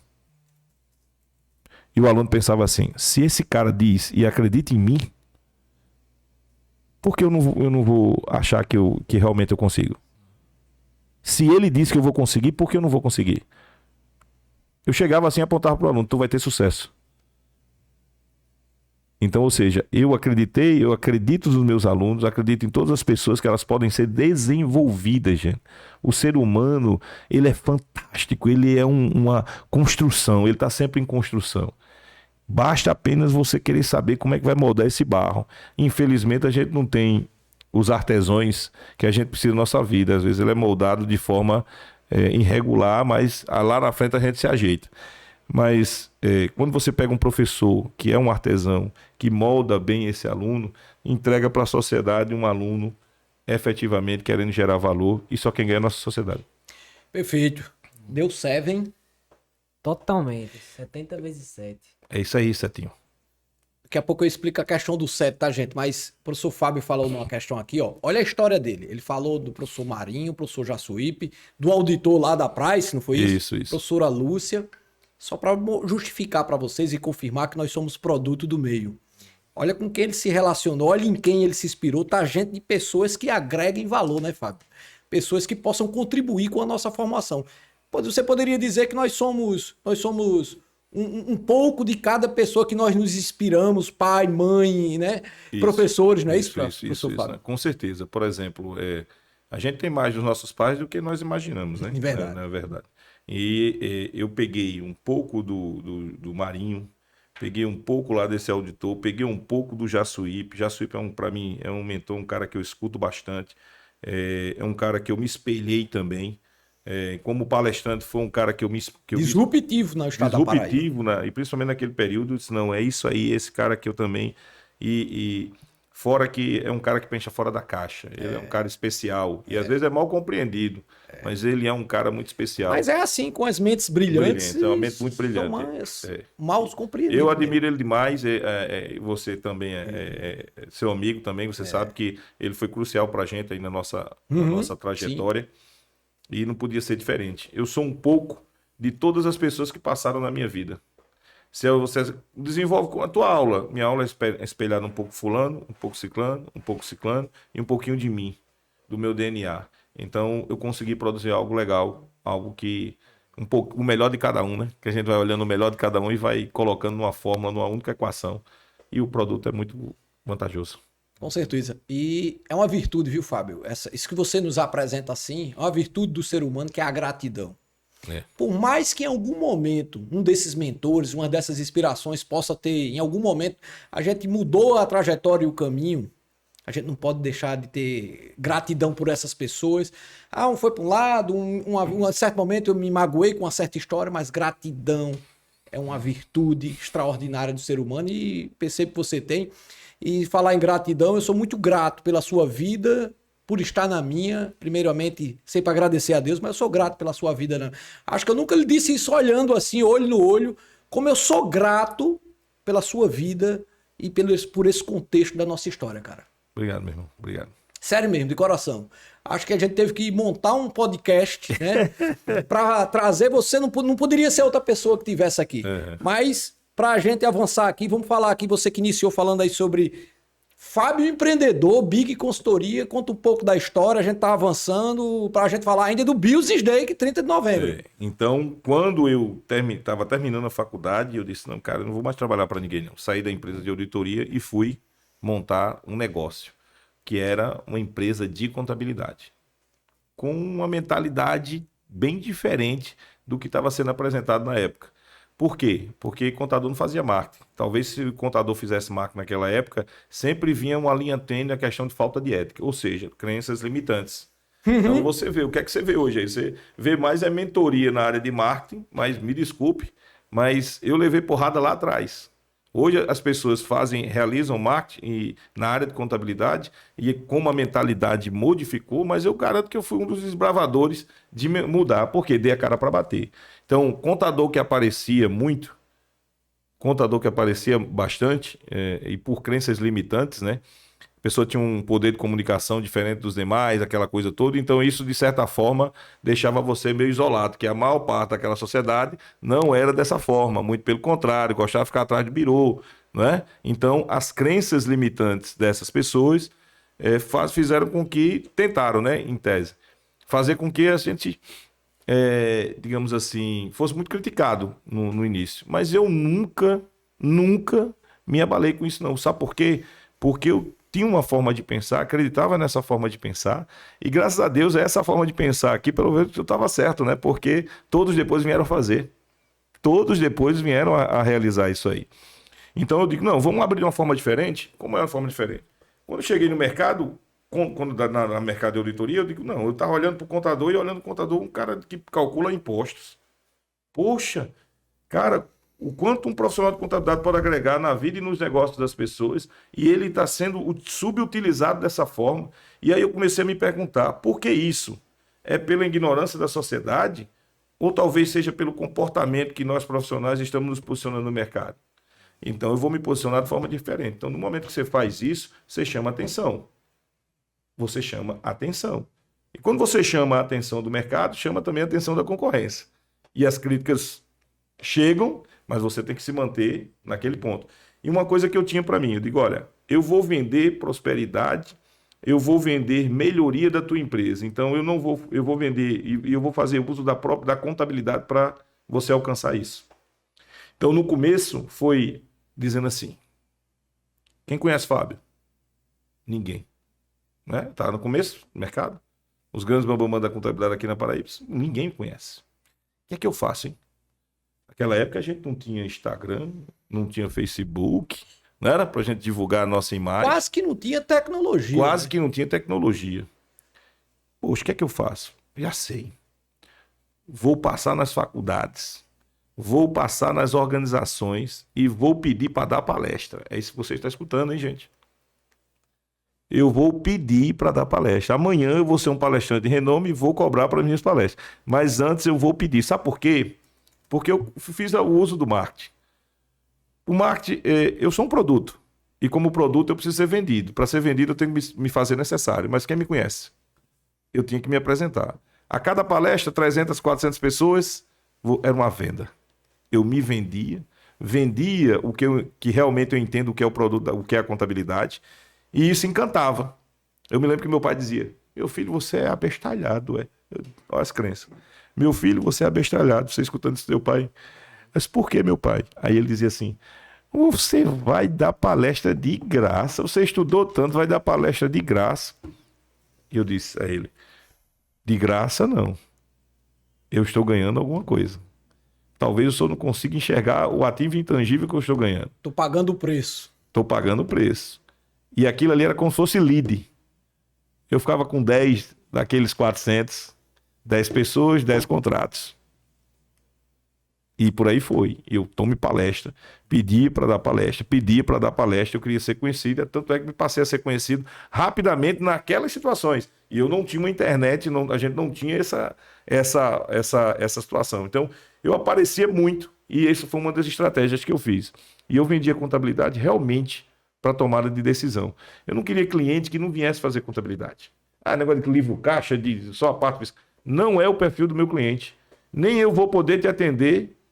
As nossas expectativas não vão se alinhar. Você não vai alcançar ou não vai querer alcançar, porque como eu tinha formação acadêmica, eu não me preocupava se ele entendia de contabilidade, não. Eu ensinava para ele. Eu ensinava ele a ler os indicadores. Não tem problema. Mas a questão que eu queria que ele entendesse que a contabilidade é importante e ele queria esse produto, porque senão não era o perfil do meu cliente. E eu sempre pergunto aos meus clientes, você quer crescer? Vem para Big. Se você não quer crescer, não venha para Big. Eu não vou poder lhe atender. Eu não vou ter condições de lhe atender. Quantos anos de Big, professor? Mais de 20 anos. Mais de 20 anos. A Big Consultoria se transformou numa das principais empresas do Nordeste em contabilidade, né? Foi. Tem projeto aí para se expandir, né, professor? Tem projetos. E a gente nunca. Eu sempre sonhei grande, né? E meus sonhos para as empresas do ecossistema são as maiores possíveis. Então a Big aí, ela tá com a sede nova, na verdade. Não é que nós não vamos ter outra sede, mas é uma outra sede, a Big Prime, onde nós vamos estar como se fosse um shopping para empresários. Como assim shopping? Você às vezes quer um advogado, tem que ir num escritório de advocacia. Você quer uma pessoa da área de gestão de pessoas, tem que ir numa outra empresa. Contabilidade, finanças, auditoria. Nós vamos ter um ecossistema num prédio só, aonde o empreendedor ele vai ter todas as soluções dos problemas dele em um único local. Que é a diferença de você contratar um advogado fora do que você contratar um advogado que já conhece a pessoa da contabilidade, que já conhece aquela pessoa da auditoria. Vai para ele poupar tanto tempo para ele de processo de comunicação e a probabilidade das coisas dele darem certo ainda são muito maiores, porque o processo de comunicação interno desse ecossistema já funciona bastante. Então, é uma coisa que não tem na Paraíba, né? Como se fosse uma clínica, onde você está lá e tem vários especialistas, né? Aí nós vamos ter na área de auditoria BR, nós vamos ter aqui o Teófilo lá na área de finanças e valuation, né? Então, assim, nós vamos ter Mendonça e Crisanto na área da parte de advocacia e outros parceiros também. Então, nós vamos ter um ecossistema trabalhando em prol da sociedade paraibana e Nordeste, claro. Porque hoje a gente tem cliente do Brasil todo. Você tem uma ideia? Pessoal, e isso não está no papel, né, professor? Isso já está em andamento. Está em o professor andamento. Fábio já tem esse ecossistema, porém, fisicamente, ele ainda não está no mesmo lugar, mas o professor já oferece esse portfólio, né? Mas nós estamos fazendo um investimento agora de mais de 2 milhões de reais, mas acho que vai chegar aos 2 milhões e 800 mil reais, num prédio, na verdade, né, que é um edifício que nós estamos construindo só para a gente dar a melhor estrutura de negócio. Lá você vai discutir negócio, o seu negócio. Lá não é chão de fábrica de contabilidade, não. Você vai discutir o seu negócio. Pessoas que vão pensar no seu negócio, pensar nos seus problemas, seja na área do direito, seja na área da contabilidade, negócio como um todo. O foco é esse. É um local estratégico. É um local onde você vai se discutir estratégias, onde as pessoas e os profissionais que estão lá não são operacionais. São pessoas que estão trabalhando sempre no lado estratégico do teu negócio.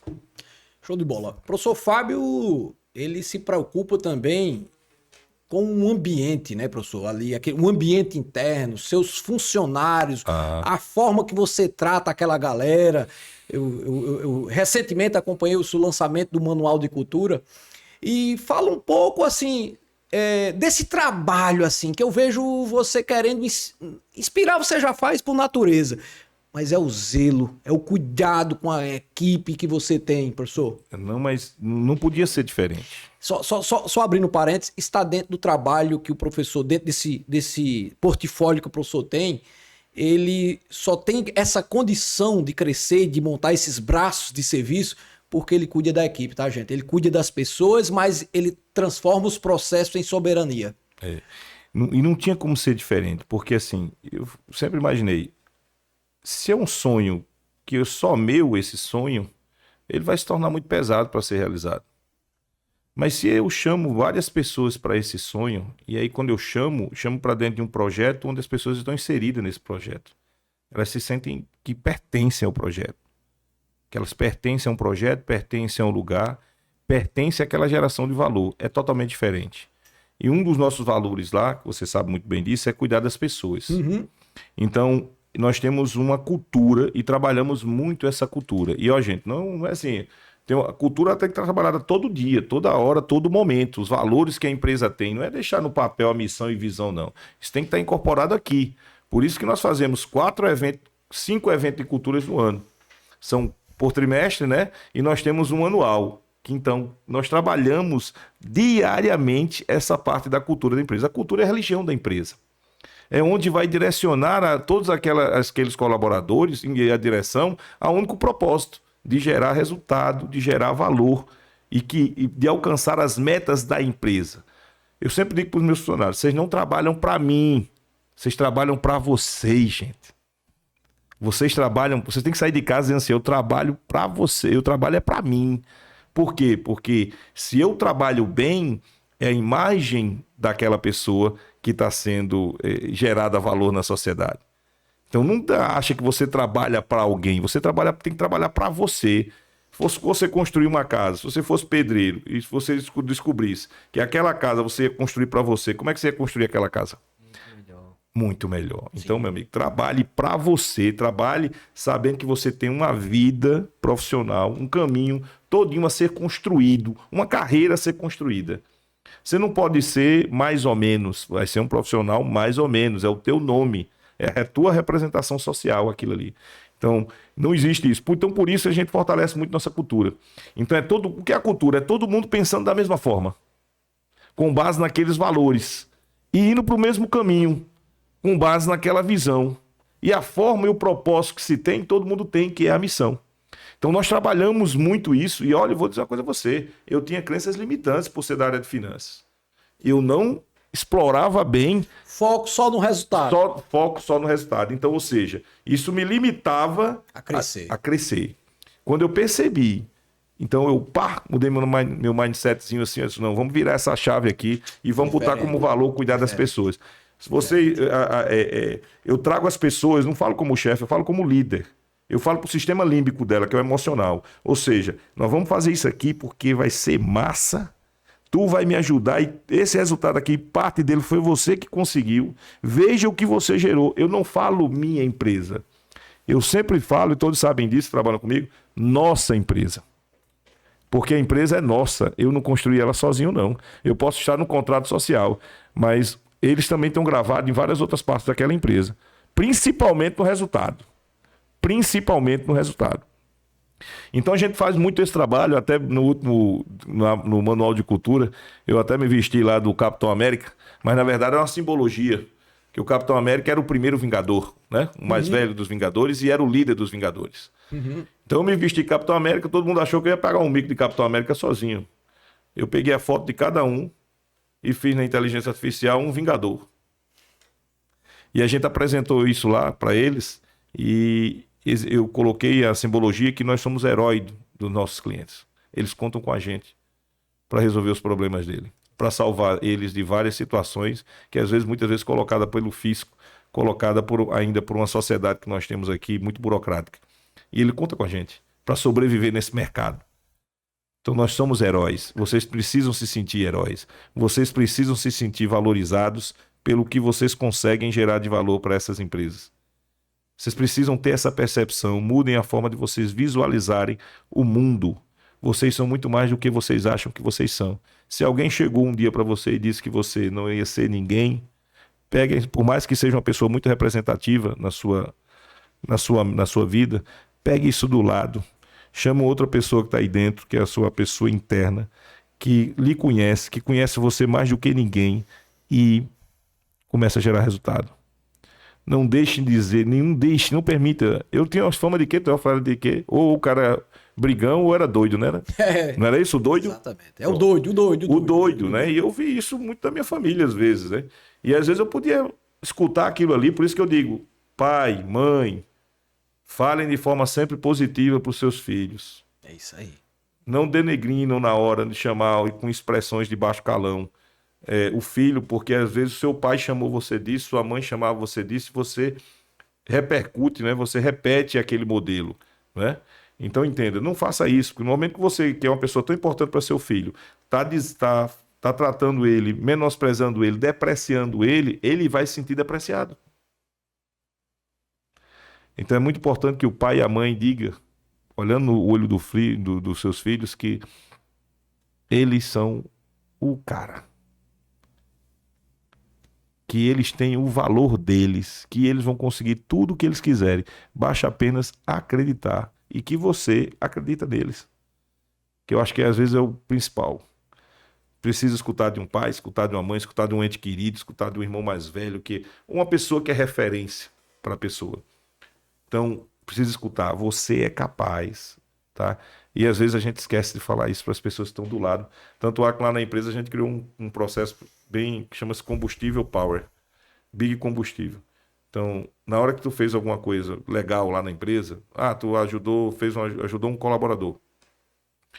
Então, esse colaborador, na nossa cultura, manda um recadinho para você agradecendo algo que você foi importante nisso. Porque feedback positivo tem que ser dado a todo momento. Ou seja, o feedback negativo, quando ele é necessário, ele tem que ser dado de forma isolada. Mas o positivo, ele tem que ser ali, ó, na cultura da empresa, tá a todo momento. Às vezes a pessoa fala uma coisa bacana e você deixa passar. Você nunca diz um obrigado, ou mesmo assim, se diz um obrigado é murcho, mas você não deu um elogio. Pô, cara, tu é diferente, hein? Pô, tu sabe o que é que você me ajudou com isso aqui? Cara, você pensa de forma diferente, você é muito especial. Coisas do gênero, coisas do tipo. Então isso faz muito a diferença. As pessoas, muitos, por crenças limitantes, acham que isso não faz a diferença, mas faz. Porque foi uma coisa que eu vi. Para eu crescer, eu trabalho com pessoas. Eu preciso ter todo mundo comigo, porque senão vai ficar muito pesado esse sonho. E eu não vou conseguir realizar. E quando você está com essa turma toda, é muito fácil. Eu digo para os meus colaboradores, sabe por que eu deixo bastante a empresa? Porque eu sei que vocês têm senso de dono, eu confio em vocês. Vocês vão segurar o taco. Show de bola, é isso aí. Deu 7. Seven. E já o súdito? Gostaria de comentar naquela questão que o senhor falou sobre muita gente não olha o contador como uma profissão até de alguma forma desprezível, até mesmo pelos alunos. Eu que estou na faculdade agora e sou um dos alunos, eu posso dizer com prioridade que muitos alunos estão deixando a faculdade por não ver prosperidade lá dentro. E assim, isso ocorre muito pela visão que os contadores têm deixado a sociedade enxergar deles. Por exemplo, os alunos comentam nos seus estágios. Isso é óbvio. É muito difícil encontrar um aluno que ele tenha uma senso de privacidade. Eles comentam nos seus estágios. E assim, os alunos falam o seguinte, eu não enxergo essa contabilidade de prosperidade, eu não estou enxergando o contador que fica rico. E muitos alunos acabam deixando por não ver como é que se diz? Um prumo de sucesso. E uma coisa que mudou muito. Assim, quando eu entro alguma coisa de cabeça, que foi o caso do curso de contabilidade, é porque eu imaginava que existe algo bom ali. E assim, quando eu entrei no curso, eu não me imaginava contador. Eu sempre imaginei como uma pessoa do empreendimento. Tanto que comentei aqui mais cedo, né? A questão do não seguir o raciocínio dos meus pais de buscar concurso público. Então, assim, eu queria usar o poder da contabilidade para entender melhor o negócio. E porque também a visão que eu via de contadores era apurar imposto. Eu só lembrava do contador na hora do imposto de renda. Essa era a minha visão. Mas eu acabei estudando um pouquinho, antes de entrar na faculdade, e vi que tinha algo agregado de valor ali. E, principalmente depois que eu conheci o professor Teófilo, eu ia para a faculdade muito motivado, esperançoso de usar meu conhecimento para ser próspero. E quem sabe até realmente ser contador. não ser apenas um empresário. E os alunos realmente me perguntaram, cara, tu tá muito iludido, cara. Eles falaram isso pra mim, que eu tava muito iludido, que a contabilidade, a realidade é que ninguém chega a ganhar 5 mil. Mas crenças limitantes, né, professor Fábio? Exatamente. Só para corroborar com o Ivan, a questão da contabilidade gera muito valor para a sociedade. É imensurável o que é a contabilidade. O seu modelo de negócio é algo que é disruptivo, mas deveria ser algo habitual, né? Não sei se eu concordo, se eu estou trazendo algo muito, muito diferente, um modelo de negócio estratégico, cuidando de processos, pessoas e resultados. Porém, a contabilidade tem essa função. A sociedade não seria o que é hoje se não fosse a contabilidade. O que Ivan está falando dessa crença limitante, dessa imagem, essa forma que você traz de pensar grande, de pensar estratégico, de pensar que podemos ser o que nós queremos ser, vai muito daqui, né? Não é... Isso é o passado, isso é o histórico que trouxe essa limitação que o Ivan trouxe, inclusive, para a sala de aula, né? E eu vou dizer, viu, eu fico até triste porque eu pensava que ao longo dos trabalhos e ao longo do tempo a gente tinha mudado muito essa visão. Porque, veja bem, eu sempre costumei dizer assim para os meus alunos: qual é o local do mercado que você está se posicionando? Deixa eu entender. É do lado operacional? Tipo, você é um preenchedorzinho de SPED? Desculpe, sem menosprezar ninguém, mas... De forma alguma. Mas é preenchedorzinho de guia? Então o mercado vai te remunerar por aquele valor que você está gerando para o mercado. Qual é o valor que esse tipo de trabalho ele gera valor para o cliente na percepção dele? Zero. Zero. Na percepção dele. Talvez na percepção do contador, não. Então eu costumo dizer o seguinte: as pessoas, os profissionais, eles se posicionam de forma errada no mercado. Eles valorizam da contabilidade um lado operacional. Então eles não são bacharéis. Nesse caso, para mim, e a crítica sem nada, gente, isso é para a gente evoluir mesmo. São técnicos em contabilidade. São técnicos. Tecnicismo. É o fazer e não o porquê fazer. Então eu sempre costumo dizer o seguinte: eu me posicionei do lado da contabilidade sempre do lado estratégico. Então, que eu acho que é onde a contabilidade está. Se ela gera informação para tomada de decisão, a decisão está no lado operacional ou no estratégico? Não, está no estratégico e tático, tá? Não é isso? Então, a contabilidade está lá. Agora, onde é que você, profissional da contabilidade, está se posicionando? Realmente você está lá na mesa com os tubarões fazendo a decisão dos negócios dele? Ou você está escondido numa mesa lá atrás, preocupado com o seu patrão fisco? O que é que você decidiu fazer? O que é que você está ofertando? Qual é a geração de valor que você está gerando ali para eles? Você já se perguntou por isso? Por outro lado também, essas crenças vêm em detrimento de uma representação social. É da forma que nós, profissionais de contabilidade, a maioria de nós, nos posicionamos no mercado. Se nós acatamos aquilo que a sociedade espera, ou se nós só propomos a ela aquilo que está sendo colocado, é verdade, não tem geração de valor daquilo ali. E como nós nos posicionamos, por exemplo, até na hora de precificar o quanto vale o nosso valor.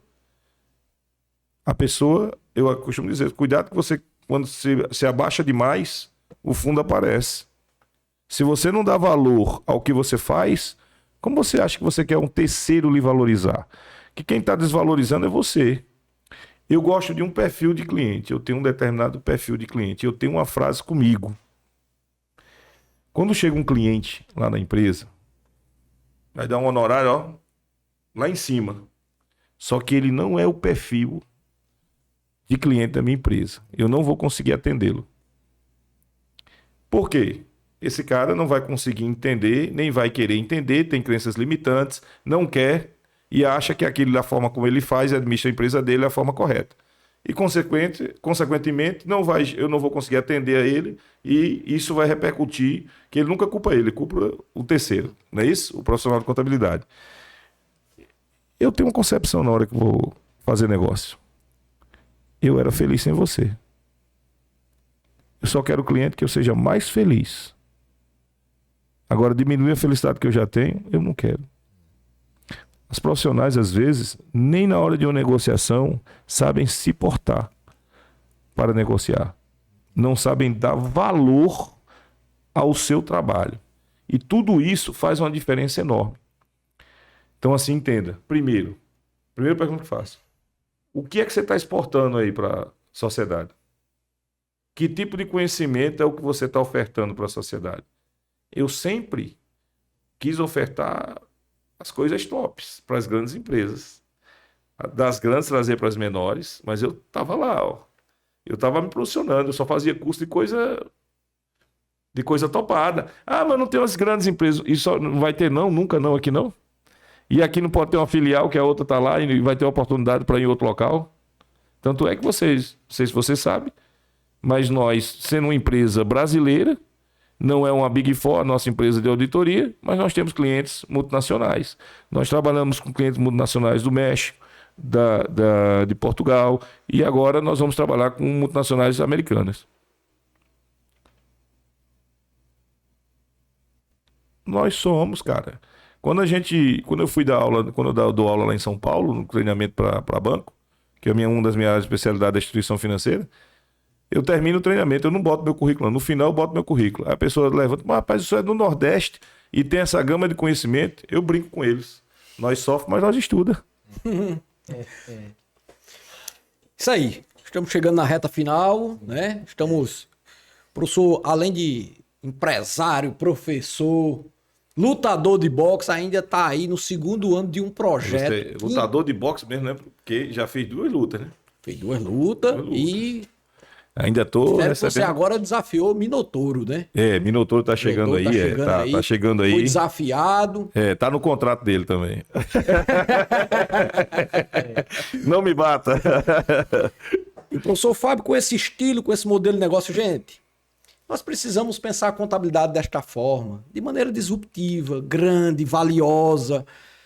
Sociedade, reforço, não seria o que é hoje sem a contabilidade, né, professor? Não tem como. E é tanto que esse cara está trazendo aí pelo segundo ano consecutivo um evento voltado para negócios, que impacta a nossa região, professor. Fala um pouquinho do Business Day e quem vem, quem são os palestrantes, qual é a dia, qual é a data, o que é que você pretende com esse projeto? O Business Day, na verdade, ele está na 2ª edição. Então, ele foi concebido ano passado e a gente pensou assim, Teófilo, poxa, nós fazemos palestras, nós fazemos treinamento para nossos clientes, mas... E aí a gente ajuda a crescer com conhecimento, com nossa consultoria, tudinho e tal. Mas eu acho que eu devo mais a esses clientes. Eu acho que eu tenho que fazer com que eles aumentem o faturamento também, não só pelo conhecimento, mas também entregar, até pelo nosso know-how, o nível de conhecimentos que nós temos aqui no Nordeste, de empresas, tanto as empresas de auditoria, como as empresas de contabilidade e de outros tipos de trabalho. Eu podia conectar essas pessoas. E essas pessoas, clientes, fornecedores, e essas pessoas fazerem negócio. Tanto é que o Business Day é um dia de negócio. Então, o que é que nós fazemos nesse dia? Nesse dia é um momento da gente fazer uma network muito pesada. Para você ter uma ideia, teve cliente lá, que vai estar já no Instagram, vai estar esses depoimentos, que aumentaram o faturamento 300 mil por mês, só em negócio feito no Business Day, meu amigo. Então, ele foi um sucesso, tanto é que eu tenho registro já, e daqui a pouco isso vai ser divulgado, de empresas que foram para o Business Day, ou seja, porque a gente faz toda a conexão lá. Então, não é simplesmente você vai assistir palestra, não, você vai apresentado, conectado com pessoas do segmento das suas áreas afins, porque a gente mapeia tudo isso aí e coloca um próximo ao outro, ou seja, a fome com a vontade de comer. Então a gente coloca tudo junto ali e faz com que grandes negócios... Agora, claro, além disso, muito conhecimento. Por quê? Nós estamos trazendo palestrantes no nível nacional e internacional, né? Então a coisa foi meio pesada esse ano, sabe? Nós estamos trazendo personalidades aqui, nacionais e internacionais, que são top. E aí, meu amigo, eu não você sabe como eu sou, não é o doido, né? Então, realmente, eu provo que eu sou doido mesmo. Tive que tirar dinheiro do bolso mesmo aí para poder fazer acontecer e trazer todas essas personalidades. Claro, também, pela nossa influência que nós temos no Brasil, em termos de amizade e tal, e construindo toda uma network de relacionamento empresarial, nós conseguimos também nos conectar às pessoas e foi a possibilidade que ocorreu de trazer toda essa galera. Jussier Ramalho, jornaleiro palestrante, que trabalhou muito com Roberto Justus, né? No Aprendiz. Então, o cara é fenomenal. Ele está trazendo aí a palestra Vendoterapia. Então, ou seja, venda também é uma terapia, meu querido. Então, nós vamos aprender muito com o Jussier Ramalho. O cara é fera. E outra, você não vai ficar parado. Todas as palestras têm sempre um cunho com energia e motivação. Em seguida, sempre nós vamos estar intercalando uma palestra motivacional vinculada a negócios, como também uma palestra técnica, mas também sempre com uma pegada motivacional. Em seguida vem aí o nosso amigo Teófilo Augusto. Amado mestre. Teófilo Soares, meu Deus, isso aí, gente, o pano, gente. Tem questão de segurança aqui, gente. Segurança, tem que enxugar aí, que o negócio tá molhado. Teófilo que vem com... vamos falar muito sobre geração de valor, gestão baseada em valor. Então, como a sua empresa gera valor, como ela aumenta o valor do negócio dela. Então, tudo isso vai ser colocado lá. Mas vamos ter mais outros, para você ter uma ideia.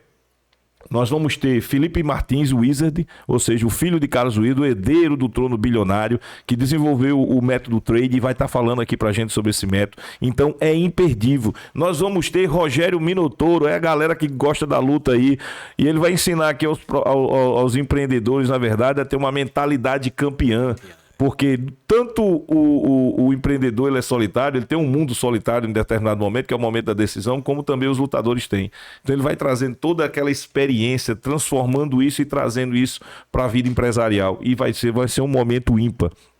E nós vamos ter a palestra Encerramento. Antes de eu falar essa palestra de encerramento, nós vamos ter também outras palestras, como Felipe Crisanto na área tributária, o professor Saulo Medeiros, professor Danilo. Professor Danilo. Vai estar com a gente. Professor Danilo é fera. Vai falar de reforma tributária e as perspectivas de incentivos fiscais na economia azul, meu amigo. Para os empresários se ligarem, novas dicas de investimento. A economia azul tá... Top. Né? Nós vamos falar com o Felipe Crisanto, que vai falar sobre o impacto da reforma tributária no seu negócio. Então, o pessoal da construção civil, qual é o seu impacto da reforma? O pessoal da parte de alimentos. E Saulo Medeiros vai vir com recuperação judicial. Então, assim, vai ser bacana. E para encerrar, com gosto de gás, assim, a um termômetro lá em cima, o nosso palestrante internacional, Ricardo Mendonça. Então, Ricardo Mendonça, que é da equipe de Tony Robbins, ou seja, é o cara do mindset, é o cara que inventou todo esse pessoal aí que está hoje falando para mudar a mentalidade das pessoas. Na verdade, isso aí, Tony Robinson, ele já foi o precursor, na verdade, né? E ele tá vindo para cá, cara, e as palestras desse cara, eu tive a oportunidade de assistir em São Paulo, para 800 pessoas, você não fica parado, você muda a forma de pensar, no outro dia mesmo você já vai mexer um monte de coisa na sua vida, e na sua vida na carreira, na sua vida pessoal, na sua vida profissional e no seu negócio. Então assim, tá lá repleto de palestrantes que vão te levar a outro nível, a um outro patamar, te agregar valor, vai gerar valor, fora negócios que serão feitos. E nós vamos estar lá também fazendo muito vários estandes fazendo negócio durante o dia. Vai ter a feira de negócio, ela já é própria para ficar bem apertadinha, para que todo mundo se relacione e se confraternize nisso aí. Então, assim, eu acho um momento ímpar para que o empresário paraibano... Já foi um sucesso, na verdade já está sendo isso. Eu já estou quase com as cotas de patrocinadores todas fechadas, mas ainda tem alguns estandes que estão aberto aí para fechar negócio. Mas acredito que até o dia 20 de outubro a gente já finalize com tudo isso. Então, para você ver o sucesso que foi, patrocinadores que pegaram cotas menores, eu quero stand dessa vez. Então, ou seja, foram 15 stands que vão estar lá, na verdade, dessa vez. Então, a coisa tá bem próspera, como se diz. Eu fico assim, poxa, eu acho que é um evento que traz tantas prosperidades, dessa magnitude, que a coisa está funcionando, acontecendo, as inscrições. Já vamos encerrar o primeiro lote, começou a semana passada, já vamos encerrar essa semana o primeiro lote, né? Primeiro lote das primeiras 100 vagas, né, que são, nós estamos limitados a 300 vagas já para ocorrer isso de forma organizada e não de forma dispersa, esses negócios que vão ser realizados lá. E eu espero vocês também, vocês estão lá em casa, você empreendedor, você que quer mudar a sua forma de empreender, você que tem muitas dores, quem sabe as suas dores não serão digamos assim, não serão reduzidas ou até totalmente extintas no Business Day, com soluções e dizendo a você, que às vezes o empreendedor ele tem muito solitário, ele diz, cara, eu não sei mais o que faço. Já peguei tanta consultoria e não sei mais o que faço. E talvez lá mudar a tua forma de pensar, a forma de fazer o teu negócio, uma forma diferente de fazer negócio. Eu espero vocês. Obrigado pela oportunidade. Tom. Show de bola. De forma simples e objetiva, faça o convite pro business. Pessoal, o Business Day é o evento que, se você é um empreendedor de verdade, aquele empreendedor que busca crescer, é sua obrigação. Se você ama a sua empresa, se você ama seus negócios, as pessoas que você ajuda, é o seu dever estar no Business Day. A chave do crescimento tá com esse pessoal aqui, ó. O Business Day é o lugar onde você deve estar. Não é uma opção de, não é para eu estar no Business Day. Não. É o caminho certo para o seu sucesso. Quer gerar valor, vai para onde? Business Day. Dia 30 de novembro, todo mundo lá. Hotel Manaíra. Hotel Manaíra, tá? Siga nas redes sociais, né? Tem o Instagram, né, professor? Instagram Fala do do Instagram aí do Business. Instagram do Business, show. Tem o Instagram do Business, @Big Business Day. @Big Business Olha Days. aí, tá vendo? Você é o cara, meu amigo. Singelo Suto, ele sempre preparado. Big Business Day. É isso aí, @Big Business Day, é isso aí. Show de bola. Pessoal, Espero vocês. esperamos, todo mundo lá. Pessoal, estamos chegando aqui ao final, passou rápido, eu não sei pra vocês, mas voou o tempo. 2h10. 2h10, acho que... Enfim, foi muito rápido. Professor Fábio Lira, sua empresa não podia se chamar a outra não, tinha que ser Big mesmo. Tua mente, não sei como é que você consegue coordenar tantos projetos, tantas ideias, tantos negócios. Cara, foi uma honra. Você vai voltar aqui, já está convidado para voltar, para a gente falar um pouco mais de auditoria, sobre pesquisa em contabilidade. Esse cara fala de muita coisa voltado para o mundo dos negócios, mundo corporativo. Cultura, né? Podia falar sobre cultura. Pessoas. Cara, então você tem que voltar para a gente continuar esse bate-papo. Passa a palavra para suas considerações finais, já dizendo, satisfação enorme, irmão, ter você aqui. A satisfação foi toda minha, eu fico muito feliz pelo convite, da gente poder ter esse bate-papo, que para mim foi um bate-papo bacana, parecia que eu estava numa mesa de bar, revivi muita coisa na minha vida, passou um filme aqui, e eu sabia que isso ia ser colocado por você de uma forma muito, muito emocionante, e não podia ser diferente.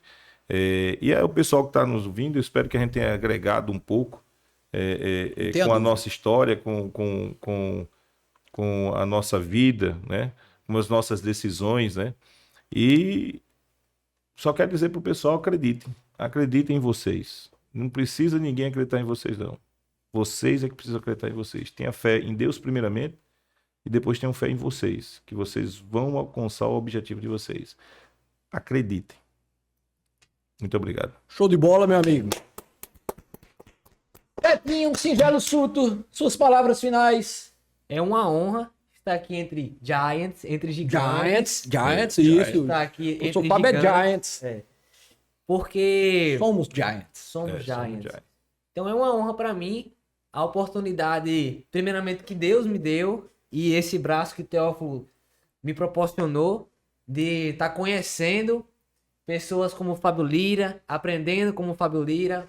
Ano passado, um pouco mais de um ano atrás, tava com 2 alunas lá na Uniesp e elas perguntaram sobre o Teófilo lá. E quando eu comecei a estagiar com o Teófilo, né, há um ano atrás, pouco mais de um ano atrás, perguntaram, Ivan, o que ele faz de verdade? Eu, contabilidade. Aí, não, mas assim, a gente vê ele com um carro diferente, não sei o quê, assim, aquela crença limitante. A vivência do contador tem aquele contador operacional, o fazedor de SPED. Aí eu, não, ele faz contabilidade. Ele vive contabilidade. Aí perguntaram, e o que você quer fazer para ficar rico? Eu, contabilidade. Isso há um ano atrás. E hoje eu respondo, o que eu quero fazer para ficar rico? Contabilidade. E só agradecer a pessoas como os senhores, para mostrar que é possível, não só para mim, mas para todo mundo que tá aqui nessas telinhas e pessoas que A palavra de vocês já abençoou. Amém. Amém. Se inscreva e siga. O arroba Business Day e também o Bate-Papo 7. Arroba bate_papo7. Nosso Instagram. Pessoal, encerramos com muita honra esse primeiro Bate-Papo 7.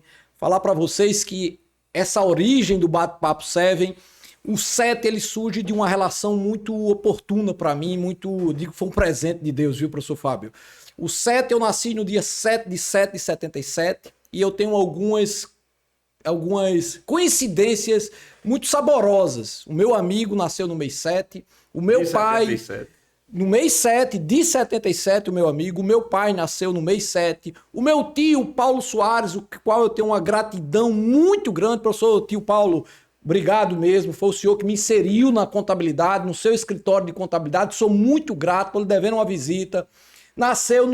Eu nasci no mesmo dia que ele, além de ele ser contador, eu nasci no dia 7 de 7, ele também nasceu no dia 7 de 7, além de tantas coincidências memoráveis. Além disso, eu tentei, professor Fábio, conectar esse número 7 com o livro da libertação, que é o livro que é a Bíblia, é um livro que nos liberta, que nos ajuda, que nos salva. Recomendo a leitura diária. E aí eu tentei conectar. E na Bíblia tem mais de 800 citações do número 7. Deus criou o mundo em 6 dias, descansou no 7.